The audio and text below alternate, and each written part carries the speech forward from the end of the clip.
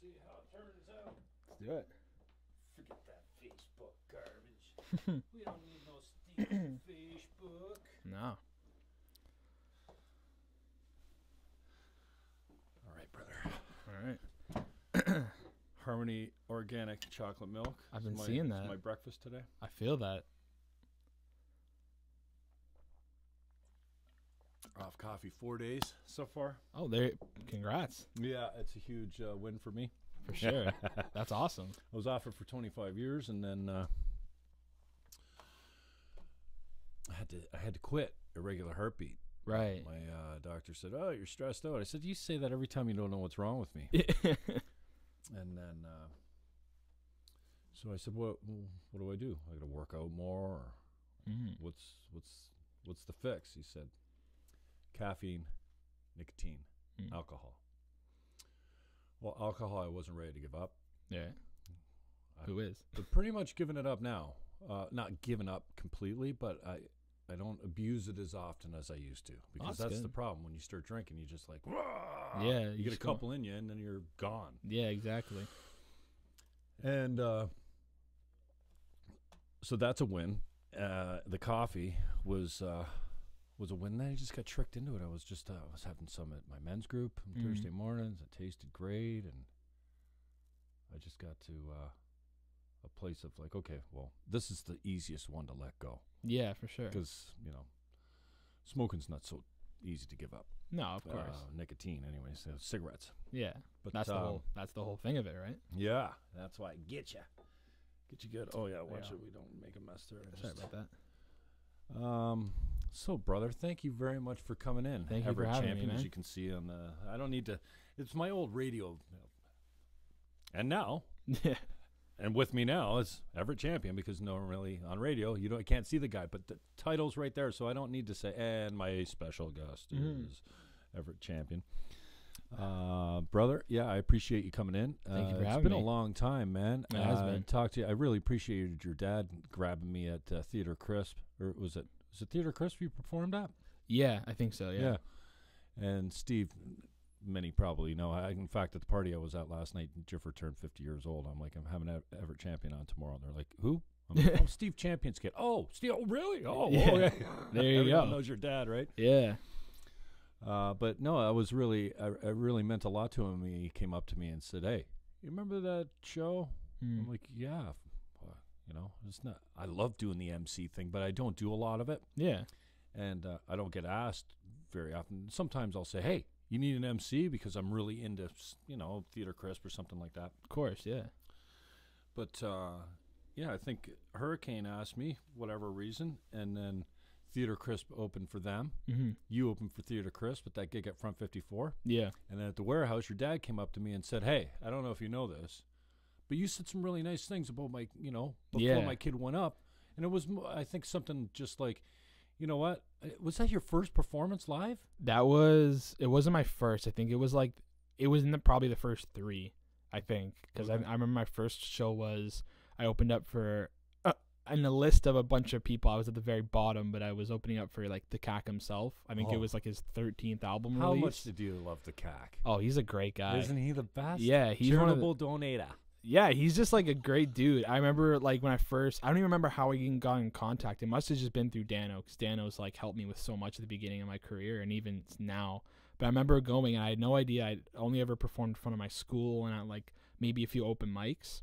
And I walked in and I had no idea what I was doing. And he just came up. He's like, "Hey man, so excited to have you." Like, it's great because he's, obviously he's the headliner. It's his thing. And I'm the 14th act, but he was like, "Hey man, so happy to have you, thanks so much for coming." And it was like, damn, you could have just we might have not even met, you know what I mean? Like, it could have just been like, "All right, cool, go up." Yeah. But no, he's super nice guy.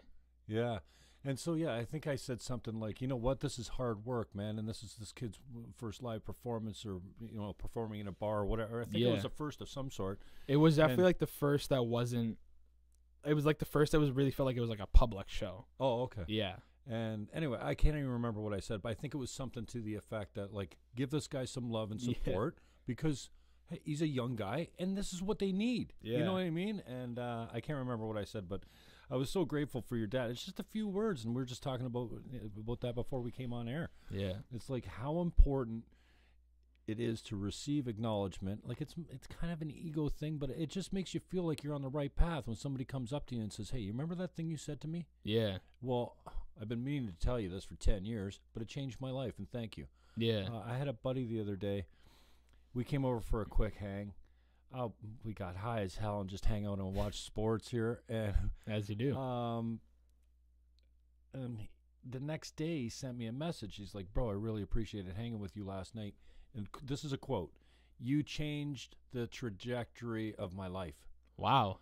Like, that is it's better than that. That's a business card statement. But we got kind of deep, and I'm all about people's heads. Like, I love getting in there, and it's like, you might say to me, "Well, I hate heights," or something like that. I'm like, "Well, actually, that's bullshit, because you remember that time, this, and this, and you didn't hate heights any of those times, so it's something else." Because we tend to come up with these lies that we develop, and then we start to believe them. For sure. And it's only our good friends that'll go, "That's bullshit. Yeah. So don't bring that around anymore." We kind of like sell it on a tray, like a cold beer here, that big tray with that thing. Yeah. That's our lie. We kind of shop it around. See who takes it. Yeah, and lots of your friends will go, "Oh, poor," because it's usually a sorry piece, right? Yeah. Like it's designed to get you sympathy or get you off a responsibility or something like that. So anyway, we just happened to be hanging, and I kind of got deep with him a little bit, and it was fun because we worked some stuff out. Yeah. Like he worked some stuff out for him as a result of my conversation. Yeah. So I mean, you can't have that every day.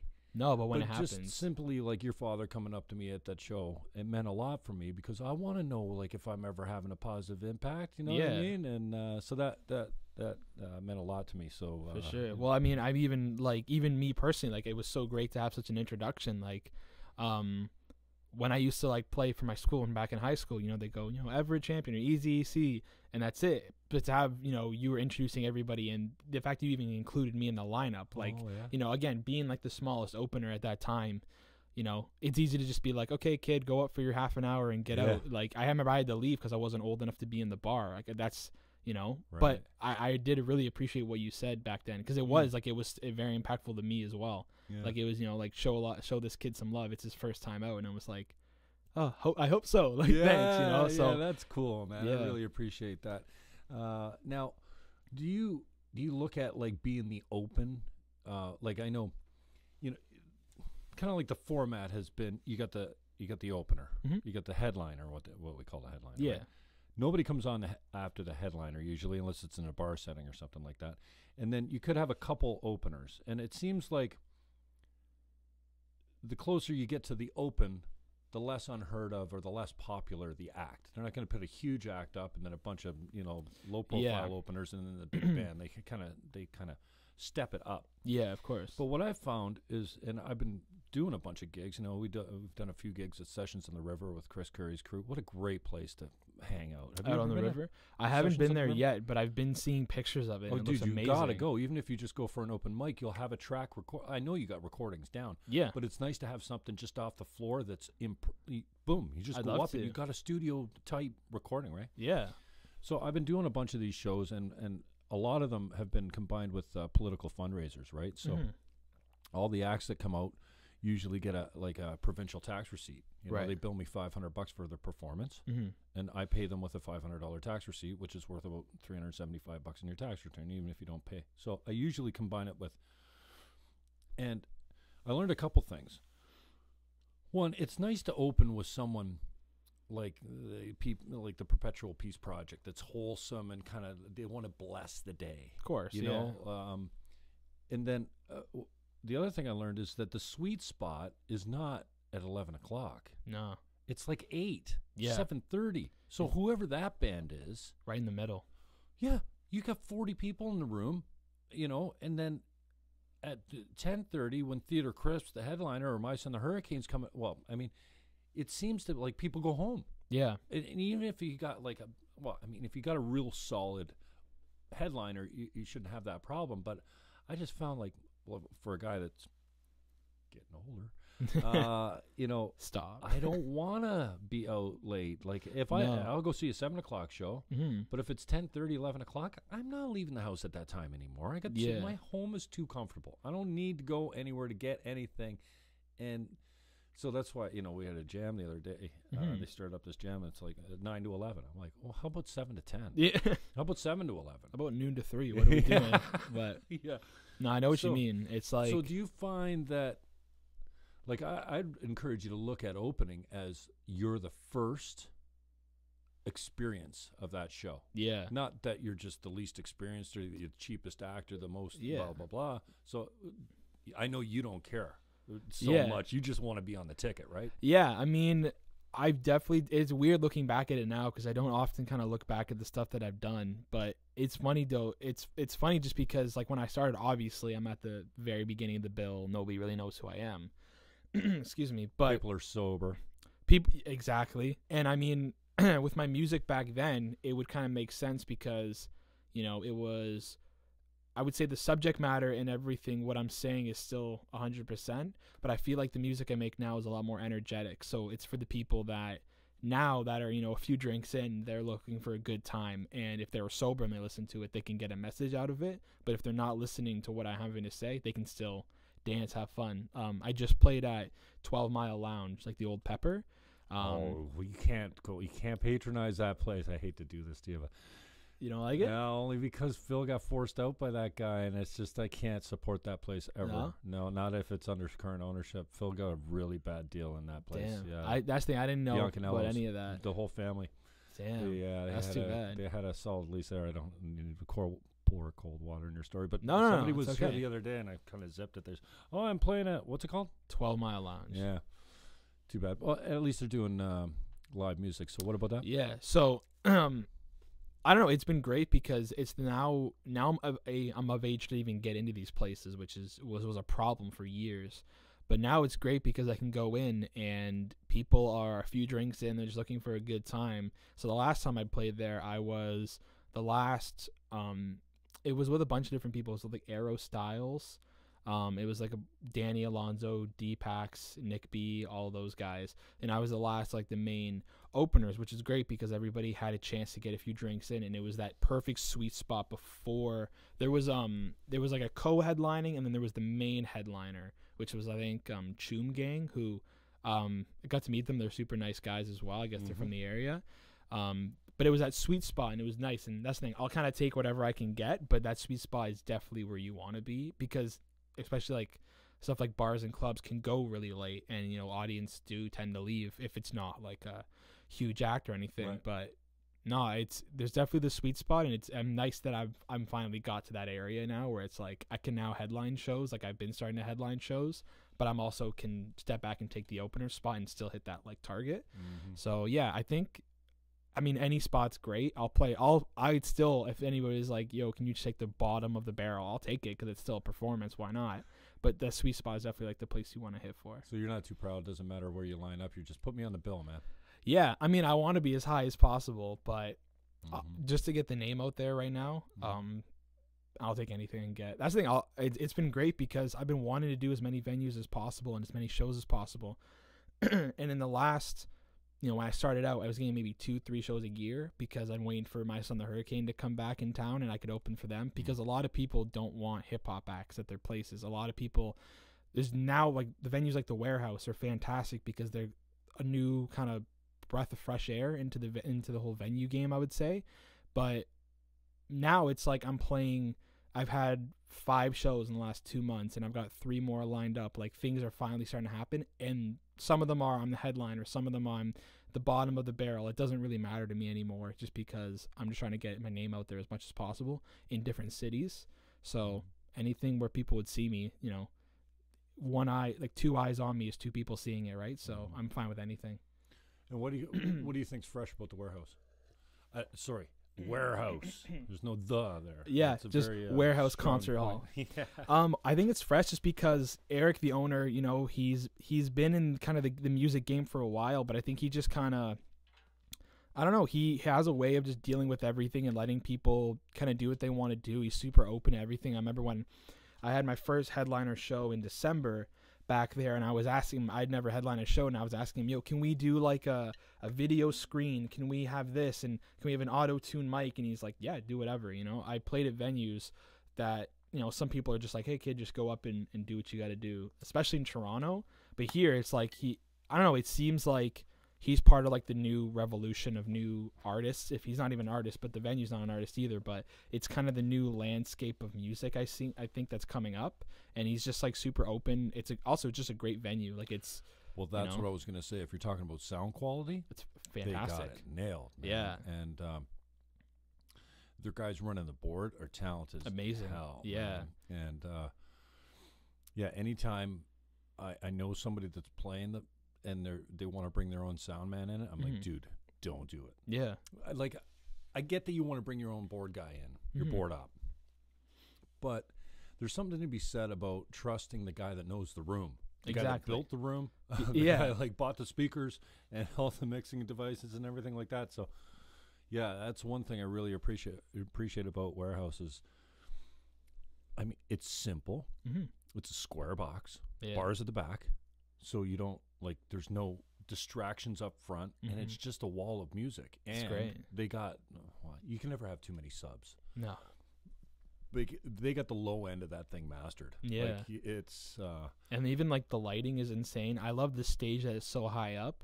Like it's funny, you'll play shows and you're 3 feet off the ground to people, which is great, but this is like you could feel like you could stage dive if you wanted to, even though I probably wouldn't, but it's still cool just be like above everybody. You can see farther obviously now, and you can really see how many people are there, and the lighting, like everybody I've ever talked to is like, dude, the lighting there though, weirdly enough, it's just amazing. Like they're great with it. Well, I think they've added the lights as they've come along. Yeah. Because I don't remember the lights ever impressing me, but you know, and I've been there recently. We did Vaudeville was an event they had on their ECT. Was doing a vaudeville event there, and yeah, I'm an audio guy, and so I always go back to the guy on the board. I'm like, dude, nice job.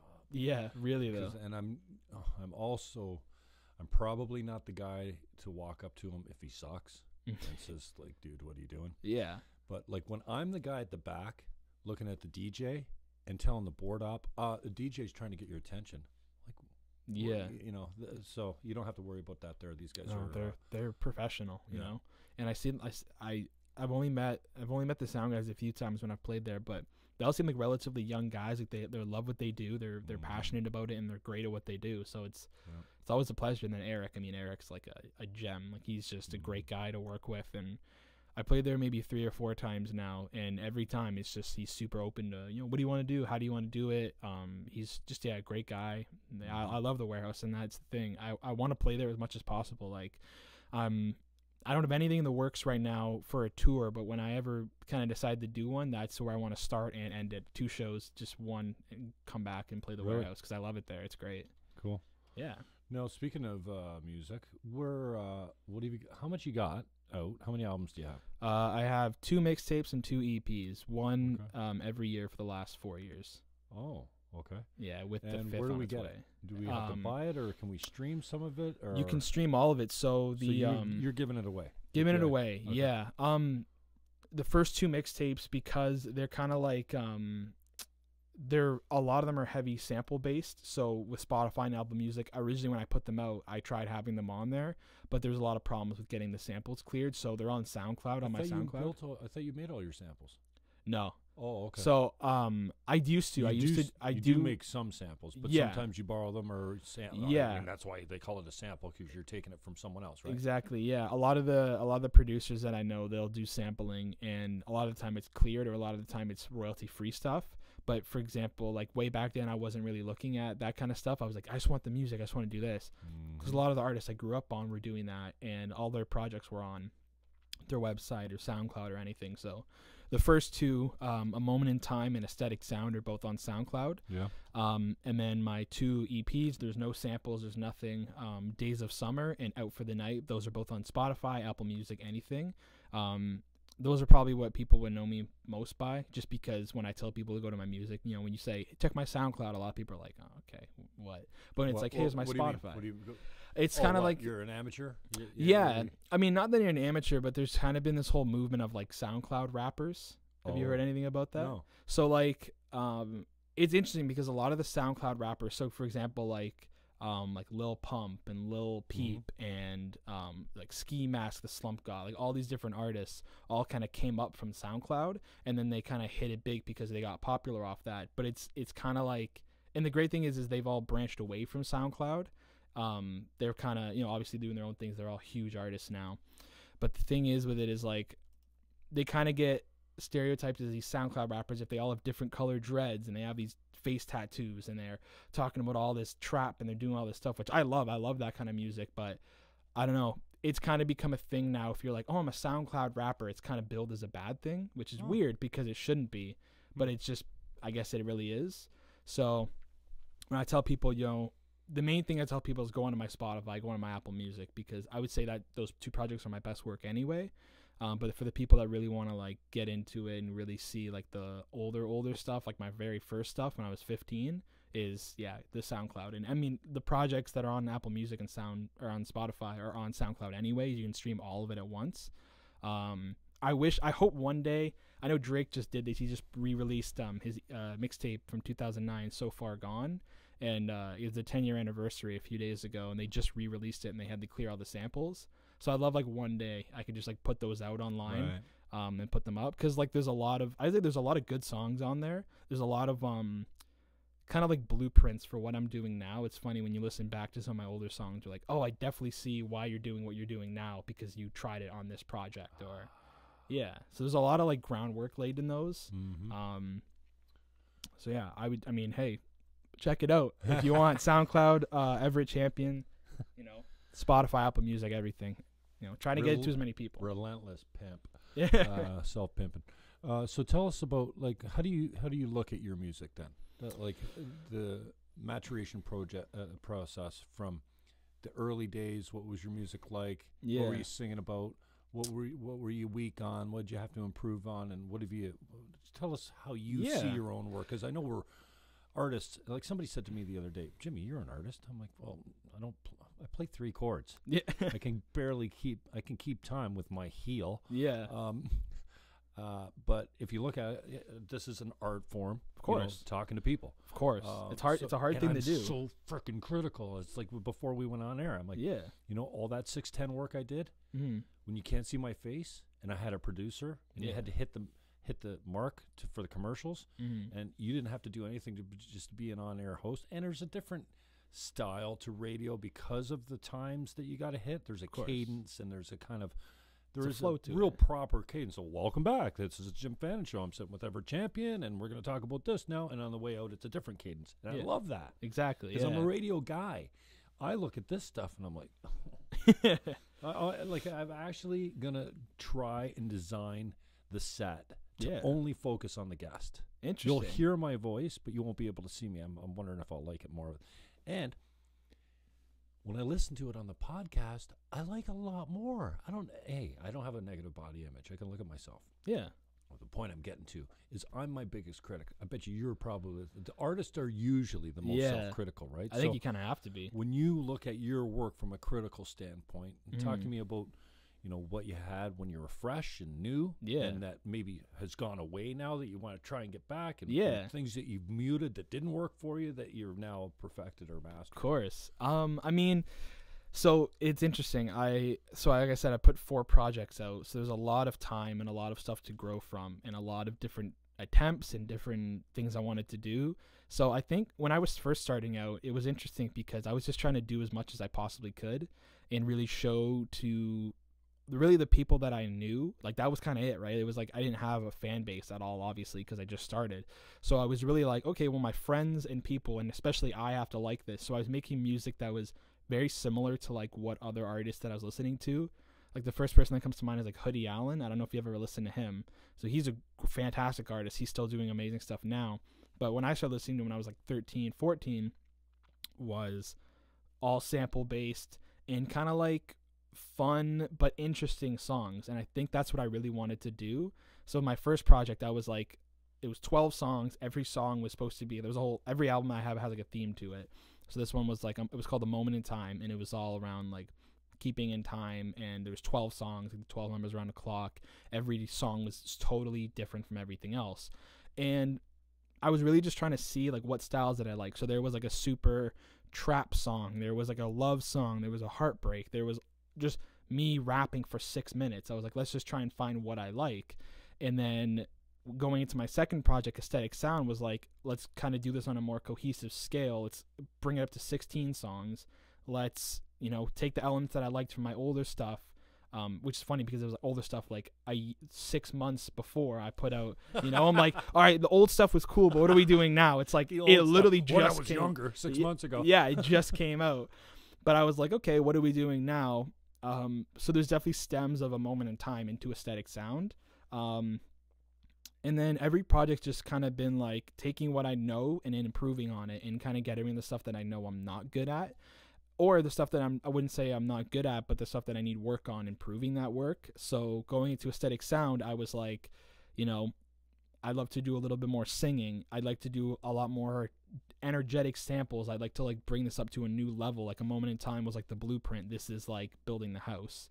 So Aesthetic Sound I thought was really cool. There was a lot of stuff, but there's a lot of work that could have been done. Even listening back to it, I'm like, oof, like why did I say that, or why did I do that? Really? But I still like, yeah, like I mean, you look at your old stuff and it kind of makes you cringe a little bit. It's weird. It's like, I wouldn't say I'm one of those people that's like, oh, I hate it, turn it off, it's so garbage. I'm like, no, it's great, because I said it, it's funny, I said it on my very first project, it was like, I make music for me, but I release it for you. It's like, because I listen to my stuff a lot, which is funny, like it's definitely like a narcissistic thing, but I love listening to my own stuff, because like I make music that I would want to listen to, and it's all based around what I'm listening to at that time. So even like the EPs, like Days of Summer and Out for the Night, were completely tone shifts from Aesthetic Sound, but there was definitely elements brought in from that. So when I did Days of Summer, which is like 7 songs, it features, I would say, my biggest song, Mamacita, but it's got like all these summer, there's waves, there's all this pop singing, there's all this stuff, and I really took elements from other songs that are on other projects that were like the summery kind of vibe, and I was like, I figured the EPs would be kind of like almost like a little experiments. Like, let's do one project all of just like summer and love and drinking and having fun. And then I did Out for the Night, which was released last year in 2018, which was like, okay, I want to maybe let's do some stuff that's like more trap stuff. Let me kind of talk about some more stuff that's like all at a house party. So I would say like, lyrically everything's improved obviously as I've gone on. There's lines that I look back and I'm like, oh god, why did I say that? But in the whole tone of the song, I'm like, I love this song, but there's a few things I want to pick up on. So lyrically I'd say I'm at the best I've ever been, and that's not like a narcissistic thing. I just know like I'm as best as I've ever been now. Making songs, I think there's definitely a huge improvement. I would say like the new stuff that I'm doing now that's not really out yet is like there's stems of the old stuff in it. There always will be. Like I'm never gonna be, yo, I'm gonna get tattoos. Like I love to get tattoos, but I'm not gonna get face tats, and I'm not gonna be rapping about I got the bag, I got this, because I don't. Like I'm 19, I don't have money yet. Like I'm not. So there's always gonna be like the most brutally honest stuff, and I think that's another thing that actually I think is in the most honest way in the music now is like the first stuff I was doing. Everything I've ever said on a song has been honest. Like I'm never like, I got the money. Like maybe at that time I just got paid, so I was like, I got money right now. But like there's my wallet's full of tens right now. But singles. Yeah, I just got some toonies lined up. But no, I think it's like there's definitely a lot of stuff that's staying with me, especially the honesty. Like this new music. So I'm working on my 5th project right now. It's gonna be the debut album. I haven't really given a lot of details about it, but I've been teasing on social media a lot. But what I tried to do was like, let's be as brutally honest with people as possible. Because if I'm going to put something out that people are finally going to pay for and it's going to be like a real project, I want to give people like something to listen to. Like I don't want to just be something you could get from anybody else. So every single song, I remember I sat down in my dorm in Toronto, because I'm going to school in Toronto, and would just be like, okay, here's a situation that happened to me, and I made every single song about a girl, a different girl that I met, and there's not one song on the project that's about the same girl. Is this how you're trying to attract women? Or when it works. No, I'm kidding. It doesn't. I'm kidding. It doesn't. But what I was like, done already a song about you.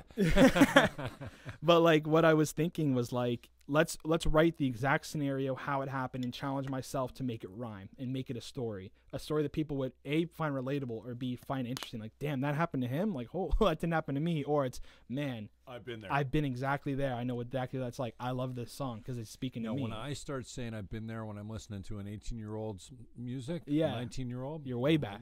I'm kidding. This kid struggles just like I do, man. We all do. I mean, that's why I think like Hallelujah. artists like Billie Eilish do so well. If you ever heard her, she's like, what, 16, and she's making this amazing music that everybody's like, I feel that. And I'm like, she's Because you just as think high school. because of the vulnerability and the honesty of just Totally. putting it all out there. Totally. And I think that's why Do people. you think you have to have a certain level of I don't give a fuck to put that out there? Or do you put it out there with knowing, hey, this is really opening my heart for knives and arrows to fly? I think it all depends on the song. I think it's like there's definitely an attitude that you have to be able to put out your like brutally honest truth. Like there has to be some sort of I don't give a fuck to it, right? Like, but I think if you kind of get to the scale where you're like, you know what, I don't really care anymore, but at the same time, like I want people to know what's up and not just be like, here's my story, you better listen to it. It's kind of like, hey, here's my story, but like take a second and does it mean anything to you? And that's mainly what I've been trying to do, and it links back to what I'm doing. Like I was always honest on every project I've ever been on, but this one's like straight just honesty. And it's funny because I think that's where the best stuff comes out of. Like there's people that are going to listen to it and be like, I'm telling a story the moment it happened to the moment it ended, and nothing is wrong, nothing is fake, and people are going to be like, damn, that happened to me. And it's weird because it's so real. I'm not tailoring it to anybody, but it's such a personal thing that if people listen to it and they feel, man, that happened to me, it's like, what are the odds that this thing is going to happen to you? And that's what's so great about music is like you don't really know it's a story that other people could get until they tell you they've got that story, you know? So wow, that's fascinating. So what are you hardest on yourself about? the hardest thing, Like most critical and probably unnecessarily too, right? yeah, a little bit. I mean, my main thing is that I want people to remember me as one of the hardest working artists, and not just like I want to be a great rapper, because I don't want to be the next Drake. I don't want to be the next Jay-Z. I want to be the first Everett Champion. Like I want people to look back and be like, man, you know what? Yeah, I did this music, but wow, he had a lot of stuff going on. Like there was a lot of detail. There was so much stuff. So I think the main thing is that like, you know, that's up to me to kind of figure out and how people are going to remember that. But the thing people care about the most is the music. So I think the thing I'm most hardest about myself is writing verses, like writing stuff. It's like, yeah, I could write a verse right now and it'd be like, okay, I didn't have any time, but like I think the hardest thing about it is taking my time and really being like, this is what I want people to hear and that's how I want it to happen. Like anybody could freestyle, anybody could write something down, but I think I'm most hard about myself is making every verse count, because that one verse, that one song could be the song that gets you there. Like I forget who told me it. It might have been Dano years ago, but I think someone told me it was like, act like every single song is the one that's going to make it, because, you know, it could be. You never know. I could blow up off a song that I put out when I was 15. Someone could discover it and that's it. So I think I'm most hard about myself is putting in that effort and doing it. Because like some songs you go back and you're like, what was I thinking? Like what, you know what I mean? So with making this album, is my main thing was like I'd write a song at night. Like I only wrote songs at night for some reasons because I like doing that. And in the morning I'd go back, and if I was like, this is still a good song, we're keeping it. If it's not, it's like tear it apart, because I don't want people to see it if it's not the best thing I've ever done. You know what I mean? And that's maybe that's a narcissistic thing, but Okay, I'm going to stop you with the narcissistic thing. I want to reset you because I think when we talked about self-created lies earlier before we started the tape rolling, right? The tape rolling, our recording devices. We don't have a VCR. We're not rolling tape. I wish. That'd be kind of cool. Yeah. Okay. I don't believe it's narcissistic to listen to your own product. You have to listen to your own product, especially if you enjoy it. Yeah. You listen to it because you're like, oh, shit, I didn't hear that drop. Yeah. That's a mistake. I won't do that next time. Exactly. Or I've listened to this 50 times, and for the first time, I'm hearing that pause and how really that set up the next verse. Yeah. Okay, so I don't believe, and I think we all have narcissistic tendencies, and I don't know. I'm not sure. I'm sure you're not referring to yourself as narcissistic, but it's strange how when you get a track in your mind and you start saying that's the third time you've said it now. So I just written this is why I love people. Of course, you know what I mean? Yeah. Because I think I can help sometimes, because it's like bing. The first time I heard it, second time. Oh, okay, 3 times now. That's too much. Yeah. I listen to, like, I have everything every call that I've done to a radio station is recorded somewhere. It's not out there for other people to listen to. It's for me. Yeah. Because as soon as I get off the air, I want to listen to it to hear what I could do better, or where I screwed up, or if I was funny, or and it's not part of entertainment because I don't entertain myself very often. Sometimes I really, I'm like, whoa, you know, like, you know, and you look at somebody, you go, that's hilarious. Sometimes you hit it and you go, wow, that's, you know, if I could do that every time. Yeah. So I don't think it's narcissistic to listen to your own stuff because you have to be a critic. Yeah, that's true.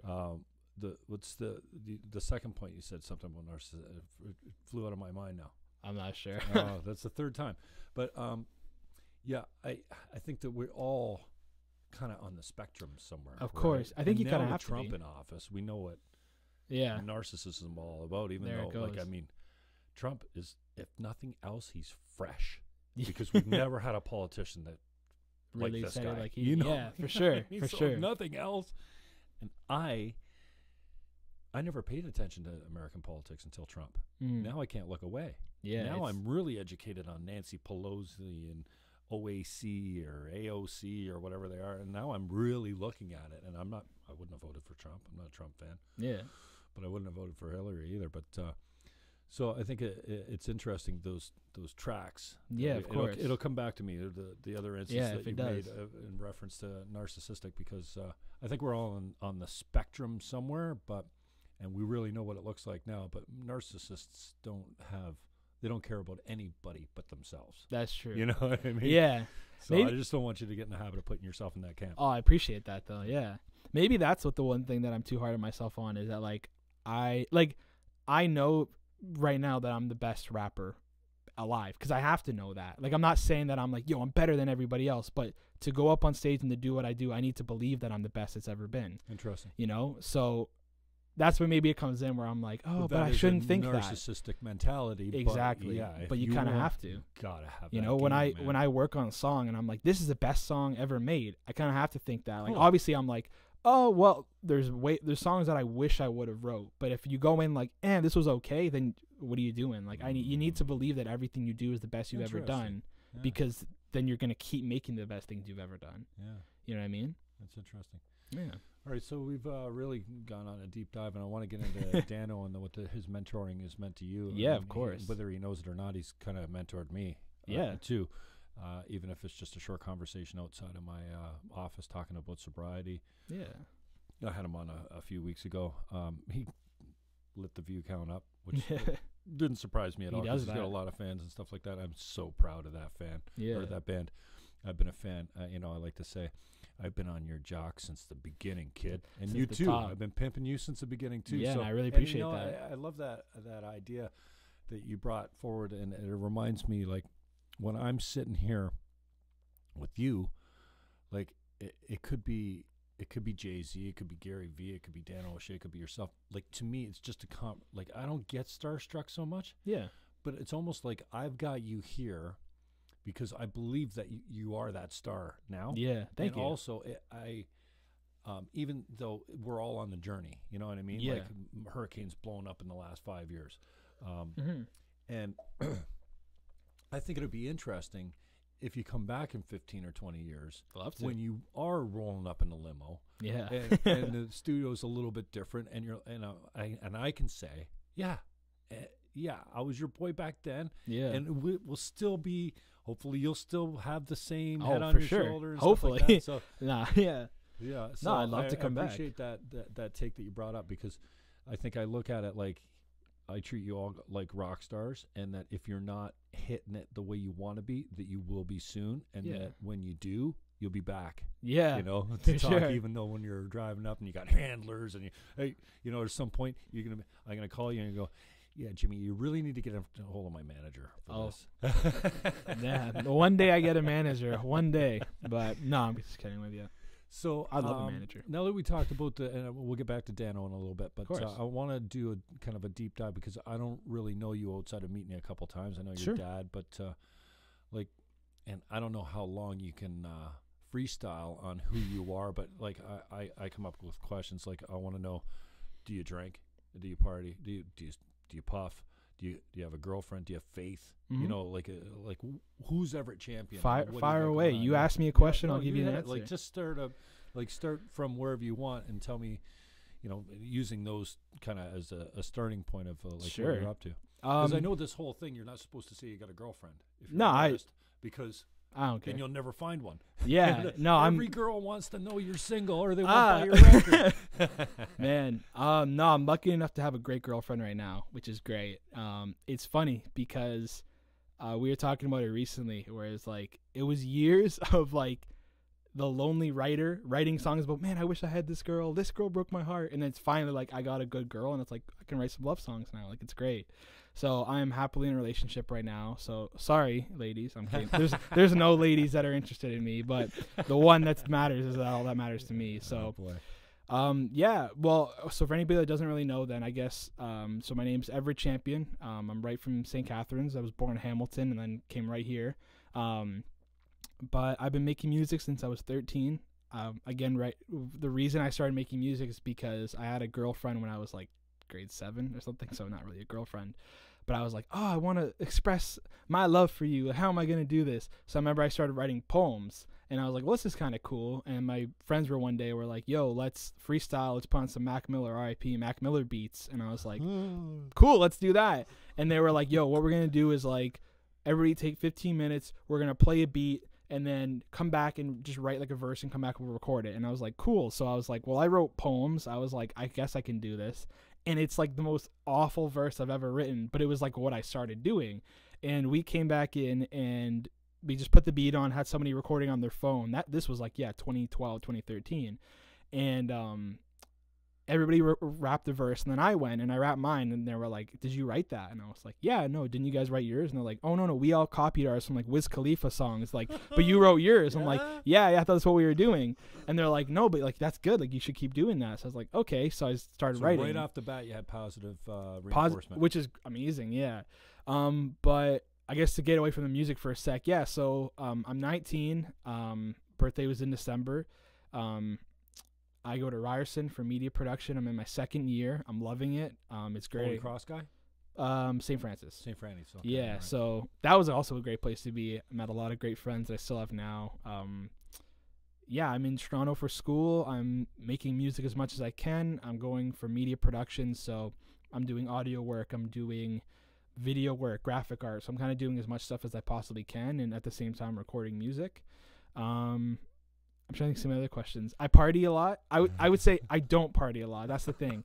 I party with only people that I know. Like I remember in high school even they'd be like, yo, we're going to this party and it's like this guy, like we're going, and I'd be like, like I don't know. Like I kind of like partying. I'll only really party if it's people that I'm like super cool with and like hanging out. I don't smoke at all, like anything. Just for personal reasons. I'm like, I'm good. I don't know. Nothing. It's not anything too drawing to me, but I drink here and there. I like whiskey a lot. I guess that's maybe some of the reason why I'm like an old soul. Like I like cigars. I like whiskey. I like Sinatra. Like I like that kind of stuff. Cool.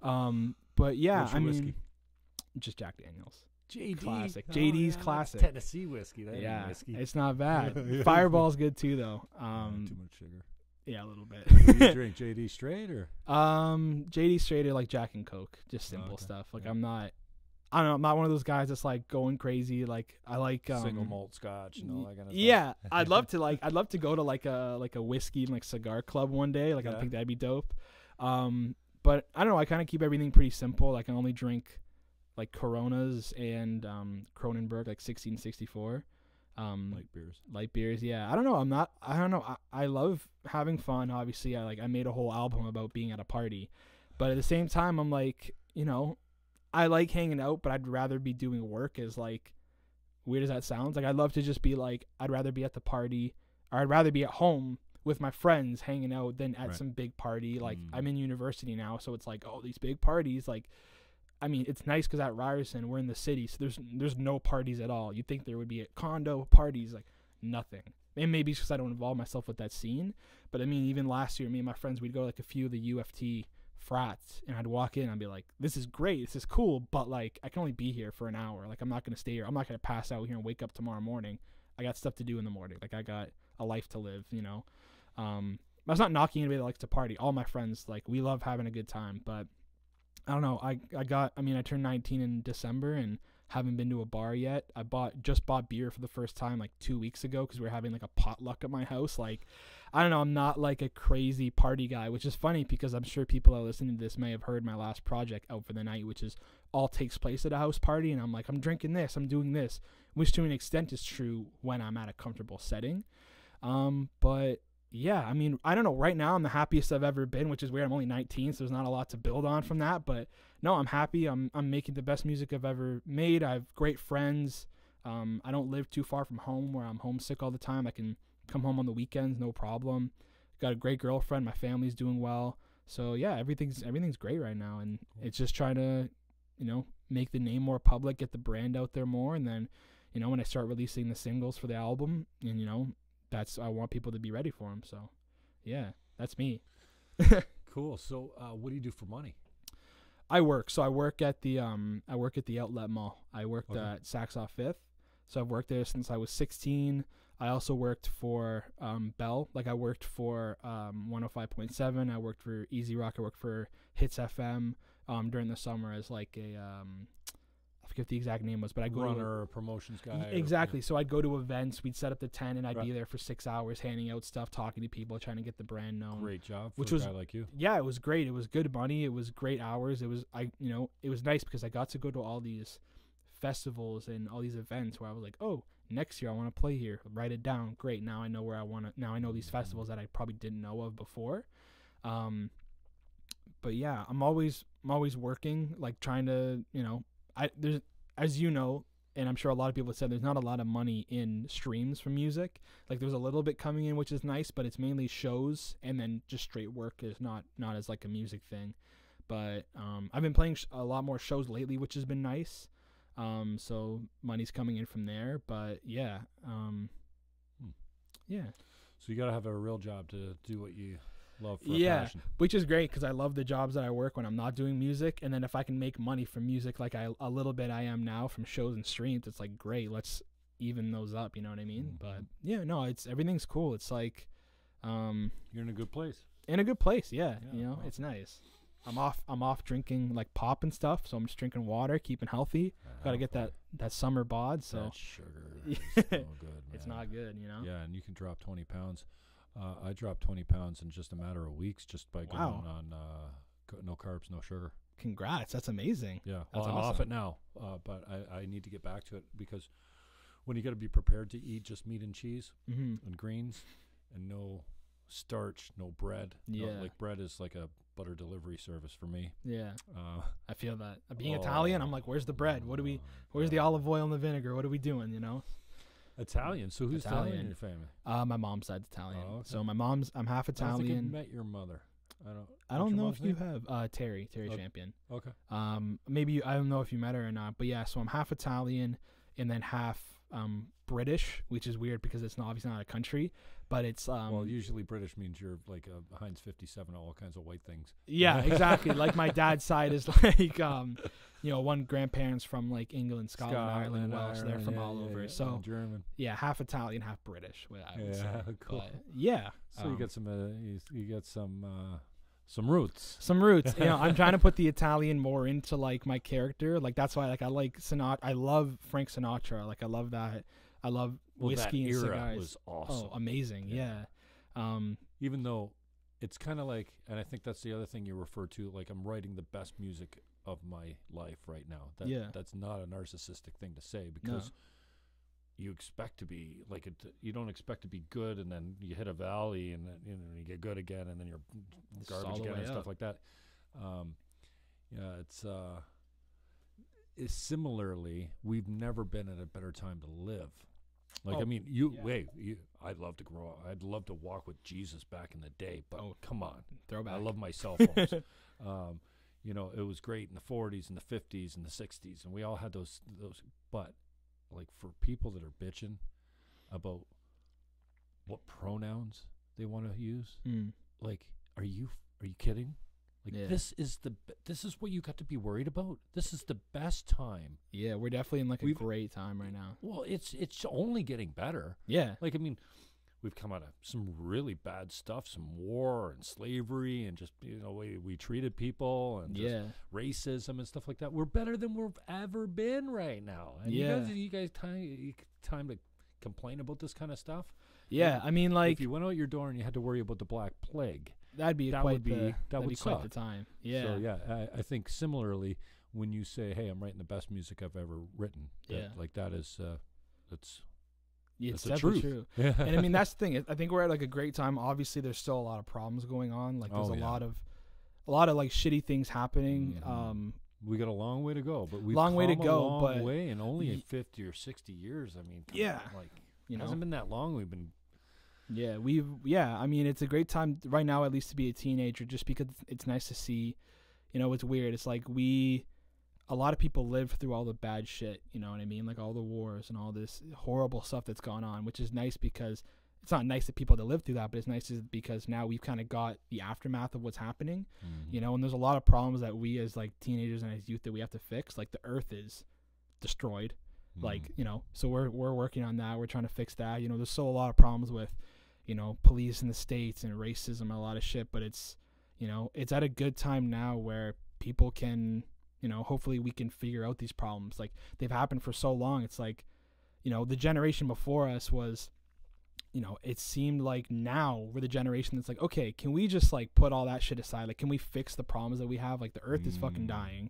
People are getting killed. Like teenagers, black teens are getting killed. There's a lot of things happening. Okay, since you brought this up, I want to kind of give you my take on it. Yeah, go for it. I don't want to deep dive into political stuff. Oh, me neither. I respect you being an artist and stuff like this, but since you threw it out there, I will agree with you. This is the best place that we've ever been. Of course, we're more progressive than we ever have been. Of course.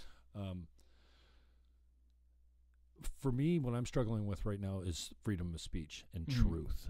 Okay. And your truth and my truth is not truth. There's truth and there's opinion. So my opinion or whatever. But, when Oprah comes out and says, speak your truth. No, your truth is called an opinion. And I love that you brought up there's some really shitty things going on. Yeah, of course. So you have to balance that with we've come a long way. For way, sure, yeah. But there's still this injustice. Yeah. But there's a couple things I rally against, and these are these false narratives that the media is really bad for perpetuating. And a lot of Hollywood stars are bad for perpetuating. And when you're sitting on your couch and Chris Rock comes up and says, white cops are killing black kids. Yeah. It actually doesn't. It's not true. Like he said this on his latest, dropping N-bombs like crazy. I mean, back in, like I went to school with all Italian Catholic school with Italian guys. I mean, the racist slur on the playground was your go-to. Yeah. I mean, it was not hurtful. Yeah. It was kind of like loving teasing. And so one of the things I'm rallying against most lately is these false narratives that have come out. And I want to balance. We've never been in a better place with, some rapists get away with it. It's not cool. That doesn't mean we live in a rape culture. This gender pay gap, it's explainable. Women go out of the workforce for a long time to have babies. Most women are driven like men are. Right. I say most women because, stereotypes are there for a reason because they're pretty accurate. Men are delusionally obsessed with success and having a better car than their buddy next door. They don't compete with women very often. But men are now saying, I identify as a woman and going into a UFC cage and beating the shit out of a woman. And he's still a man. I mean, and here's the thing. I don't want to get too deep on this, and I'll let you say your piece on it. Go for it. The facts don't bear out. Hey, we've got racism. It happens all the time. It happens a lot less than it used to. We're getting better at it. We still got a long way to go. But this Black Lives Matter, that was created on the lie, and I'll say this, that white cops are killing black kids in indiscriminately. Yeah. It's not true. Yes, does it happen? And when it happens, we're insane about, like, that's not right. But it's just like the facts, the FBI stats do not bear it out. Like, what the facts bear out are black people are killing black people in huge numbers, not white cops, not white people. Like, so if you're going to start Black Lives Matter, of course they do. But if you're going to start a movement based on white cops are killing black people, and like you have a better shot of getting shot as a white person by a white cop than a black person does by a white cop. It just is not happening. So, I'm really sensitive to. We've come a long way. We got a long way to go. People still get away with, like I said, rapists fall through the cracks. They get weak sentences, but it doesn't mean we tolerate rape. We don't live in a rape culture. Like, you want to see a rape culture? Go to Saudi Arabia. Yeah. Like, that's where it's okay to rape your wife or kill her. Yeah. In an honor killing. And you come to North America and you think, no, we take racism pretty seriously. We take rape pretty seriously. And, I'm just a little sensitive to this idea. Like, we've got a long way to go. But telling the media and stars going out and perpetuating lies that actually are easy to get behind. Yeah, that black kid, he didn't have a gun. He turned his back and the white cop shot him in the back. Hey, shit happens. I'm not explaining that away. Yeah. Like, bad things happen. Yeah. But if you look at the stats on murder, it does not bear out the facts that white cops are shooting black kids. I think it's, and I appreciate you stating your opinion totally. I think it's more, it's not that it's like such a black and white issue that it's like white cops are killing black kids. It's that like black kids are getting fucking killed everywhere, and so are white kids, and so are things. But there's school shootings. There's all these bad things happening. And I think the whole, like, Black Lives Matter, of course they do, and I think it's not such like an issue where it's like Black Lives Matter equal, we need to stop white cops killing black kids. Black Lives Matter because black people are as equal as we are, and it doesn't matter that it's a white cop killing a black kid. It could be a black cop killing a black kid. It doesn't matter. It's the fact that, like, too many people are getting killed. And especially in the States. Yeah, but that's the thing in the States, but it also happens here. But it's not as like a big issue here. It's still a huge issue. It's just the occurrences aren't as big here. Well, there's not as many of them, despite the fact that we have so many guns in Canada. Yeah, we do. But at the same time, you can go to like a liquor store in the States and get a gun. Like, that's the crazy thing about it, right? Like, and you open a bank account, they give you a shotgun as a gift. Like that's what I mean. It's like we're at a great time now because I think we've come a long way from where we are, definitely.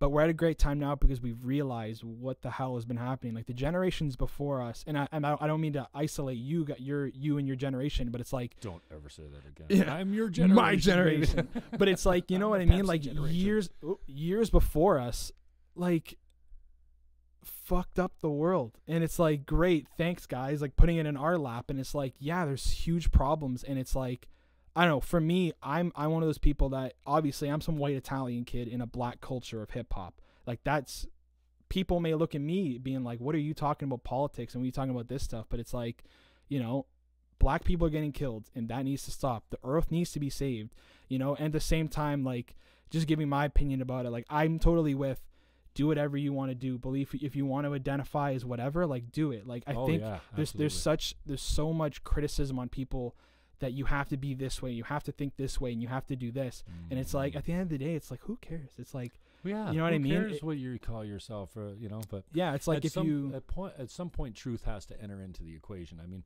if you say, okay, I'm gonna what do they call it? I'm going to be a female from now on. Yeah, of course. Transition. Yeah, transition. That's what I'm looking for. I have no problem calling you she or your new name or something like that. But when it comes down to it, when you get rolled into an emergency room and the doctor says, what's your biological sex? Yeah. You better damn well give them the one you were born with, or you might not get the right treatment. Like, the fact is that you can't actually, even if you carve everything off and install new pieces, it doesn't make you a woman. And this is like what's her name? Megan Murphy. She says, well, this is a man. Just because she's transitioned to a woman and gone through all the therapy and stuff, like, he's still a guy. Like, every cell in his body. Now, I'm not going to, I can't imagine what gender dysmorphia must be to like 99.7% of the people look down at their junk and say, yeah, I'm good with that, whether they're gay or straight. Yeah. There's very, very small number of people that don't. Now, I can't ever get with how that must be mentally. Yeah, of course. And I would never say to somebody, "Oh no, you can't express yourself that way." Yeah. But again, if we're having a factual conversation, or you're getting rolled into an emergency room, and your life is on the line, they got to know. And when you die, your bones will tell you what sex you were. You know what I mean? So I find it an interesting conversation, but I find that as a broadcaster, as a guy that talks to politicians and artists, that if I don't speak truth, and that might only be what I think is truth, or there must be some opinion in there. Like, I'm a man. That's true. Like, I mean, you. Like and that's exactly what you believe. Yeah, of course. Exactly. But just if I believed that I was a woman wouldn't make the fact that I was a man.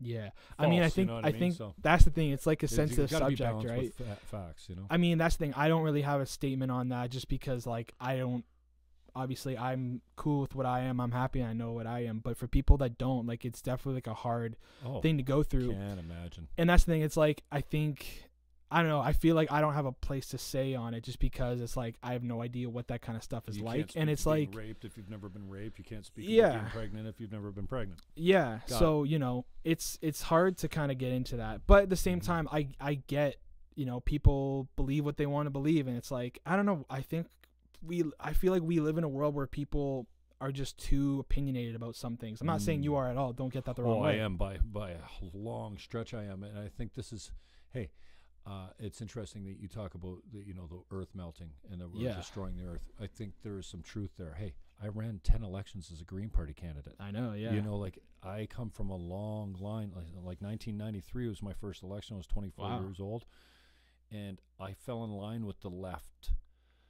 The left's, so a little bit of socialism, public power, woman's right to choose, and I just fell in line with that because I was doing a job. Yeah, and I wanted to I wanted to represent the party fairly, and I think I had pretty good success for that. Like, even well, and the Green Party's in a much better place now. Not just because of me, but I did my part. I was one of the 50 candidates that kept the party alive in 1993. Because if we didn't run 50 candidates, the party would have been dissolved. Right. And I agree with you on we need to do something. But now, 2 minutes ago, there was 5 billion people on this planet. Yeah. Now there's almost 8. Yeah. And we said we couldn't do more than 6. Yeah. and tomorrow there'll be 9. Yeah. And we're going, and we're still here. What do you know? The polar caps are melting. Al Gore told us years ago that by 2020, Florida would be underwater. Yeah. Now, Al Gore's not a scientist, but this is the scare tactics that they've all kind of led us to believe. And so I came out very socialist. Not very socialist, but kind of left-leaning tendencies. Cool. Medicare, power, police. There's certain things you need to keep in house that the government needs to run. And now that I'm getting older, they say when you're younger, you vote left because you vote with your heart. And you want the world to be a better place. As you get older and you mature, you become more conservative and right-wing because you vote with your head. It's like, well, you're young and stupid, you vote this way. Yeah. And when you're old and wise, you vote this way. Yeah. And I think it's like, I don't know. It's just like, because it's hard because, I get it because it's like, oh, you young people, you want to do this. And it's like, yeah, of course we do. Because at the same time, it's like, great. Like the older generation, it's like, oh, you kids, you'll get it. But it's like, yeah, but when 20 years, when not at all you, but I'm saying like an older generation, like in 20 years when you guys are in like a nursing home, we're the ones picking up trash still. You know what I mean? It's hard. It's like, so you really feel like we did it to you guys. Like, you're not that you did it to us. I'm not, not well, you. you are cleaning up our mess for a certain extent. Yeah. And prior generations all the way down. Like, I'm cleaning somebody else's mess up too. Oh, probably. Of course. Like, everybody's continually cleaning up. That's just why I'm like, people are like, oh, just, but it's fact is this. It's like, okay, but you fucked it up for us. So let us fix it first. And then we'll talk about where we're going from there. So, and that's with a lot of things, it's, the young people we're the ones dealing with all this shit. And I get, we don't know, we're just kids, but at the same time, like, yeah, we're kids. We're the next generation that's going to be here. You're future. So let's fix the things now while we are empowered to do it, because when we're 60 going, oh, it's the kids' problem. We don't want to be that generation because we've seen what happens after generations of people, people going, I'll litter. I don't care. I'll let the kids deal with it. hey, we're the kids now. Let's fix it. You If know, I didn't litter, those guys wouldn't have jobs picking that stuff up. That's the It's- worst. it's eh? a Here's stupid- My cigarette butt goes. it's a stupid "Yeah." cycle that I Yeah. think us as teens and young people and as a generation, like a lot of things, we're just like, we're sick of it. Like, who cares? Let's just Cool. fix it and let's go. But it's a lot Hard of things. segue. It's all good though. Who do you listen to for inspiration? Who you picking up? Who am I listening to right now for inspiration? Like, do you listen to the daily vlogs or whatever of any, like, I used to, Tony Robbins was a guy that, I've got a few religious men that I listen to once in a while, because this new way of selling religion is such a soft sell. It's like Tony Robbins on stage, and then they bring it back to a scripture really gently. It's not like, God, God, God, Yeah. God. And As then the- lately, I'm so fucking cranked on Gary V. He's a cool guy. He's a nice guy. He is nice and the most generous. Like, lately, this is my thing, and I'll just say what my thing is before you roll. I'm watching his 4-hour vlog of the Super Bowl.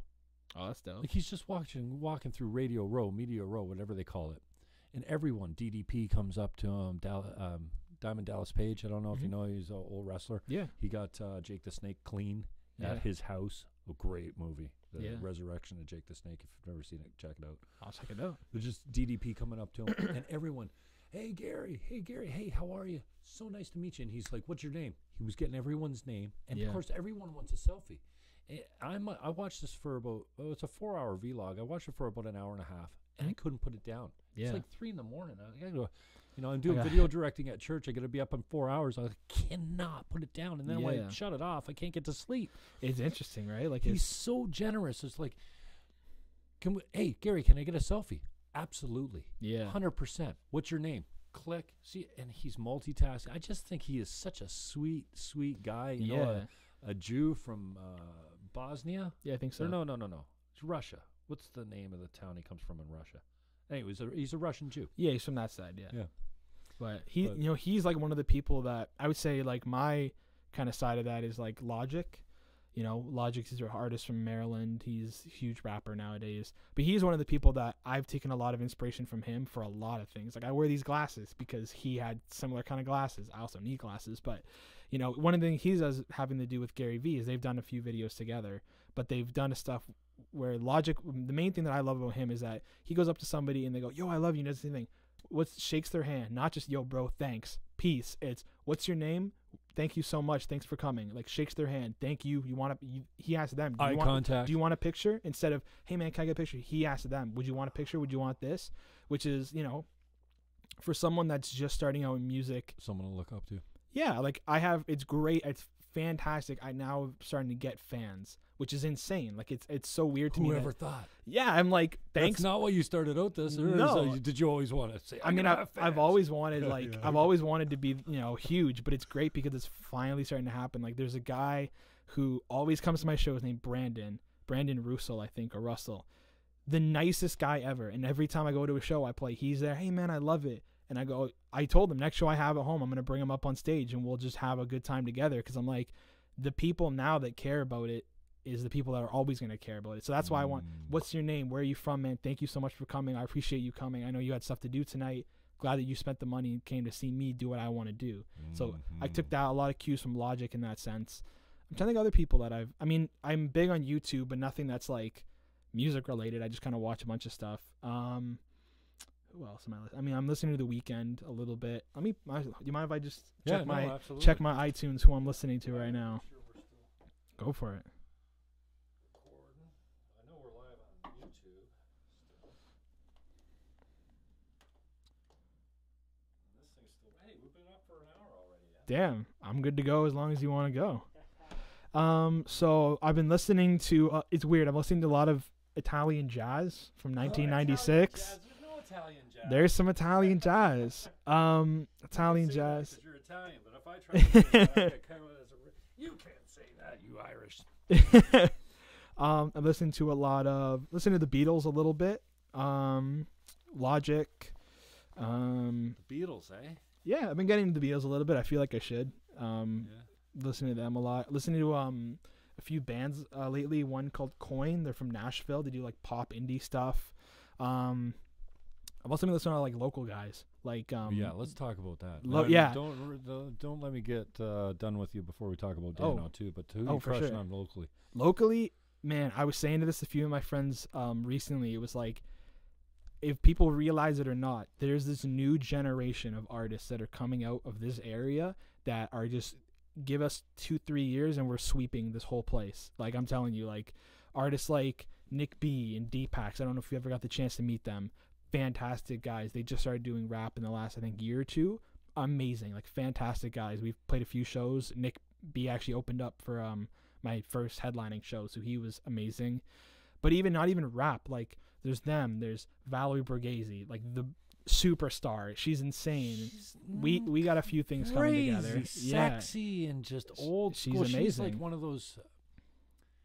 Who do I refer to? Elise Legros. She's out of Toronto. Right. It's like this old world sexy. Mm-hmm. Mel Monaco's got this too. Yeah. But she's got this Betty Boop old school sexy. It's the Lana Del Rey with the new school charm. Yeah. It's the Lana Del Rey. Such a nice mix with. Well, I can't point to anyone that's got a guy that's got it, but I'm sure there are. Yeah.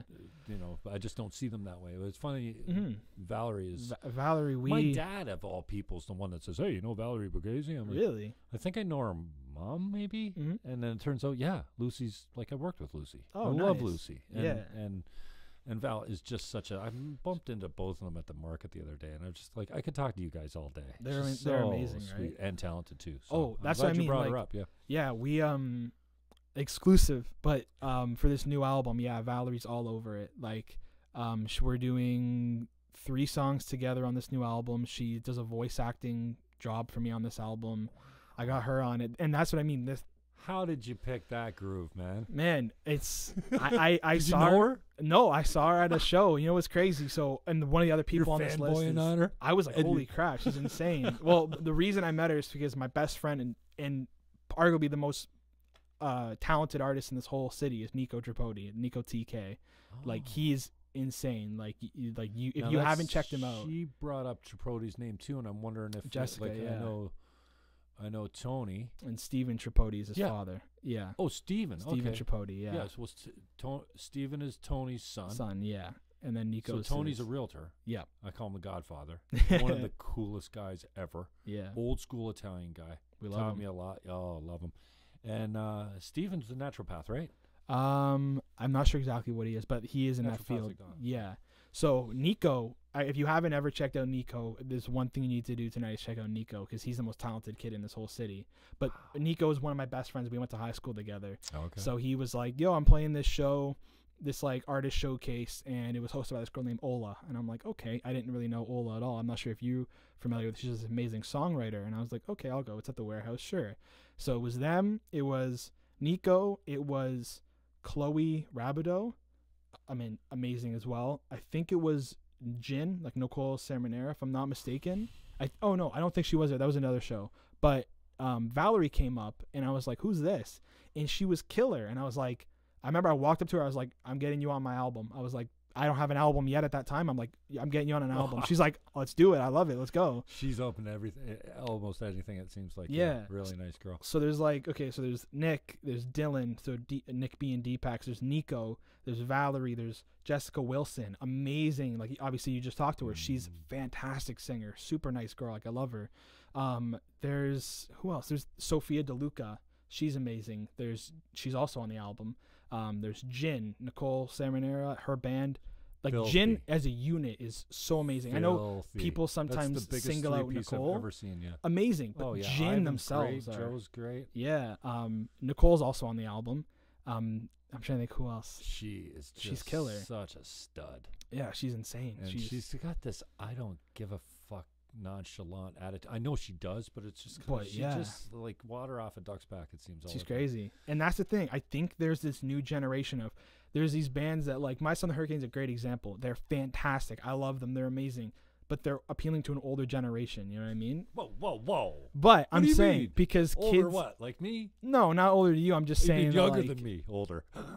Maybe. I don't know. I'm just saying that there's this new wave of artists that are like, you know, people have been doing it. And the Niagara Music Awards are a great example.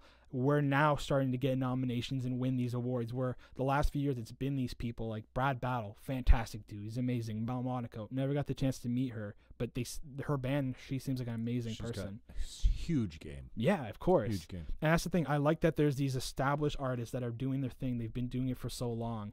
And then now there's almost like a spot. And we're like, all right, let's take it. So like Valerie's doing this insane Lana Del Rey crazy singing. Jessica's got these 80s pop synth. Nico's like the Virgil Abloh of music. And then I like to think that it's like, hey, I'm now the rap artist. Nick B and Deepak's fantastic guys too, and they're also in that list. But it's like, when you listen to music from Niagara, yeah, there's those people, Mice and the Hurricane, all these great artists. They're fantastic that have been doing it for so long, and their audience has grown with them as time's gone on. You know, I don't know, I don't know how long Mice and the Hurricane's been together. I know it's over 10 years now, right? Yeah. So that's the thing. The audience that's been with them for so long is so far with them. It's great. Their kids or the younger generation, we're going, hey, what's up? Now we're here. Let's take it 10 times higher and let's hit all these other spots. You know? Yeah, I don't think people understand the talent pool that we have in Niagara. It's insane. Just insane. And I'm glad you brought that up and contrasted it to the age and the generations too, because, well, my connect was with you guys was from 610. Yeah. Okay, so I got lucky. I talked myself onto a show. They gave me a chance, and I loved it. And I think I was pretty decent at it. And then, as just as lucky, I kind of came up with this idea. And you know who was the first one? Paige Kopp. Paige Kopp was the first girl to play in my studio. Nice. She was like 15. Right. She brought her guitar, brought her father, and her dad's like, she thinks this is normal. She's 15 years old. She's playing a gig on the radio, but she thinks like this is. She doesn't get how special this is. Yeah. So she played right in the studio where I do my talk show. Right. And then we started bringing in. We brought in Theater Crisp, and we had you name it. Yeah. X Prime back in the day. They played in the producer's studio around a couple mics. That's dope. So going in and out of the commercial, we'd have live music. Yeah. So I thank Clark and Lisa Bitter pretty much because they had a fish and chip place in Niagara Falls called Batter Up. Okay. And they had a couch where these musicians used to play on. Anthony Botting. They introduced me to all these guys. Corey Cruz, Aaron. Corey Cruz is Jay great Foreign too. comes in from Black Flies. He lays a disc on me. He says, here, Aaron wants you to have this. I go, who's Aaron? Aaron Berger. Color and Light, he dropped on me. Dude, I mean, I know it's not your genre, but this is a top to bottom, still one of my favorite albums. Wow, it's Niagara. It's a Niagara guy. That's what I mean. It's crazy, And right? It was the musicians that I got to know through this gig on 610. And that it was the touring musicians like Dano that would come in and go, dude, I've been to how many countries? You know, he used to do a lot of, work in the States, laying on the couch and session work, right? Yeah. Where he just gets called in to do a drum spot. Of course. And it was guys like that who go, like, you don't get, I've traveled all over the world playing music, and there's nothing like Niagara. And I'm not saying that because I'm from Niagara. It's just the talent pool. You don't understand how deep it is. It's crazy. Jihad Yahia from Road Waves. He's 23 years old. Yeah. Like, I know that's, like, he's your generation. Exactly. But Road Waves is fire right now. They're crazy. Fire. Yeah. You know, and then I'm getting goosebumps. There's so many great the artists. Warehouse fucking... The Warehouse is that G up on they're the stage house with fucking Mice on the Hurricane. And yeah. You know, there's another gig where I'm like, you know what? I'm staying home. I'm broke. I'm feeling sorry for myself. G's like, dude, why didn't you tell me? I'm like, I know. I'm not. When I'm broke, I'm broke. I'm not going out. I'm not going to call you and go, hey, can you get me in and buy me a beer? Like, so I just decided to stay home. But when I heard he got called up, and I knew it. Yeah. I'm like, gee, you know, I don't got many regrets in life. Yeah. But I really would have loved to see you get up on stage with Hurricane. Man, the like push Sippus out of the way. Yeah. Here, Chris. Warehouse is really like the the home of all that though. That's what I love about it, because it's part of the new generation of like, we got a venue for us. We have all of our artists doing stuff together, and that's why it's like, it's amazing. Like, you know, even Kojin, who I don't know if you've ever met him. He's from Hamilton, so he's not really in the Niagara. I would still count him though. He's a fantastic artist. He's going on tour. I'm playing 2 shows with him, actually. 2 shows in the next few days with him, and he's fantastic. But there's such, like, I don't know, there's such a hot pocket of artists that are coming out right now, and there's always been artists coming out of here. And I think it's because we're close enough to Toronto where we can have our connections, we have studios, but we're not to Toronto. Like, from being there for 2 years now, I'm like, I love coming home because as great as Toronto is, there's a lot of, it's a super different culture. Maybe it's just the youth culture there, but like being here is like great because there it's all, you know, who's the next Drake, who's the next this. We're close enough where we still get, you know, we have the connections we have, but it's like, you know, we're not trying to be anybody because the only artists that have ever come out of St. Catharines aren't these mega stars. They're fantastic and they've done what they do, and it's great because we can follow up on that. But we're not trying to reach Drake levels where it's like that's so hard to do, you know. But yeah, no, there's definitely a generation, and I wish I could name more people, but that's the people I can think of off the top of my head. I mean, Ola, great songwriter as well. Who else? I'm trying to think. There's tons of people that are great. Gin is fat. They're the biggest, fattest 3-piece combo ever. And I remember I introduced Nicole maybe at the same show that you were at. Or actually, did I introduce him? I remember I had to give her shit because I'm like, listen, never take the stage without being introduced. Yeah. You don't just start your show. No. You got to have somebody introduce you so they know who the hell. And I always give you guys shit. I'll yell from this. I have no problem yelling from the crowd. Yeah. What's your name? Yeah. You guys forget to say who you are. Say it after every song. I'm Everett Champion. I'm whatever you're going by. You know what I mean? So let's shift gears a little bit. Sure. Hard segues all the way through. I'm cool with that. I'm cool with anything you got. I don't know if you've given much thought to this, so I'll put you on the spot a little bit. Go for it. If you haven't given it much thought, I'd encourage you to give it some more thought and write it out. So you're the Hollywood writer and producer and director of your own story. It starts now. Yep. How's it end? How's it end? Like step by step. Like you have a gold out. Like, I mean, you can write it. Yeah. I mean, any way you want. Yeah. So it can't be a tragedy. No. I hope not. You know.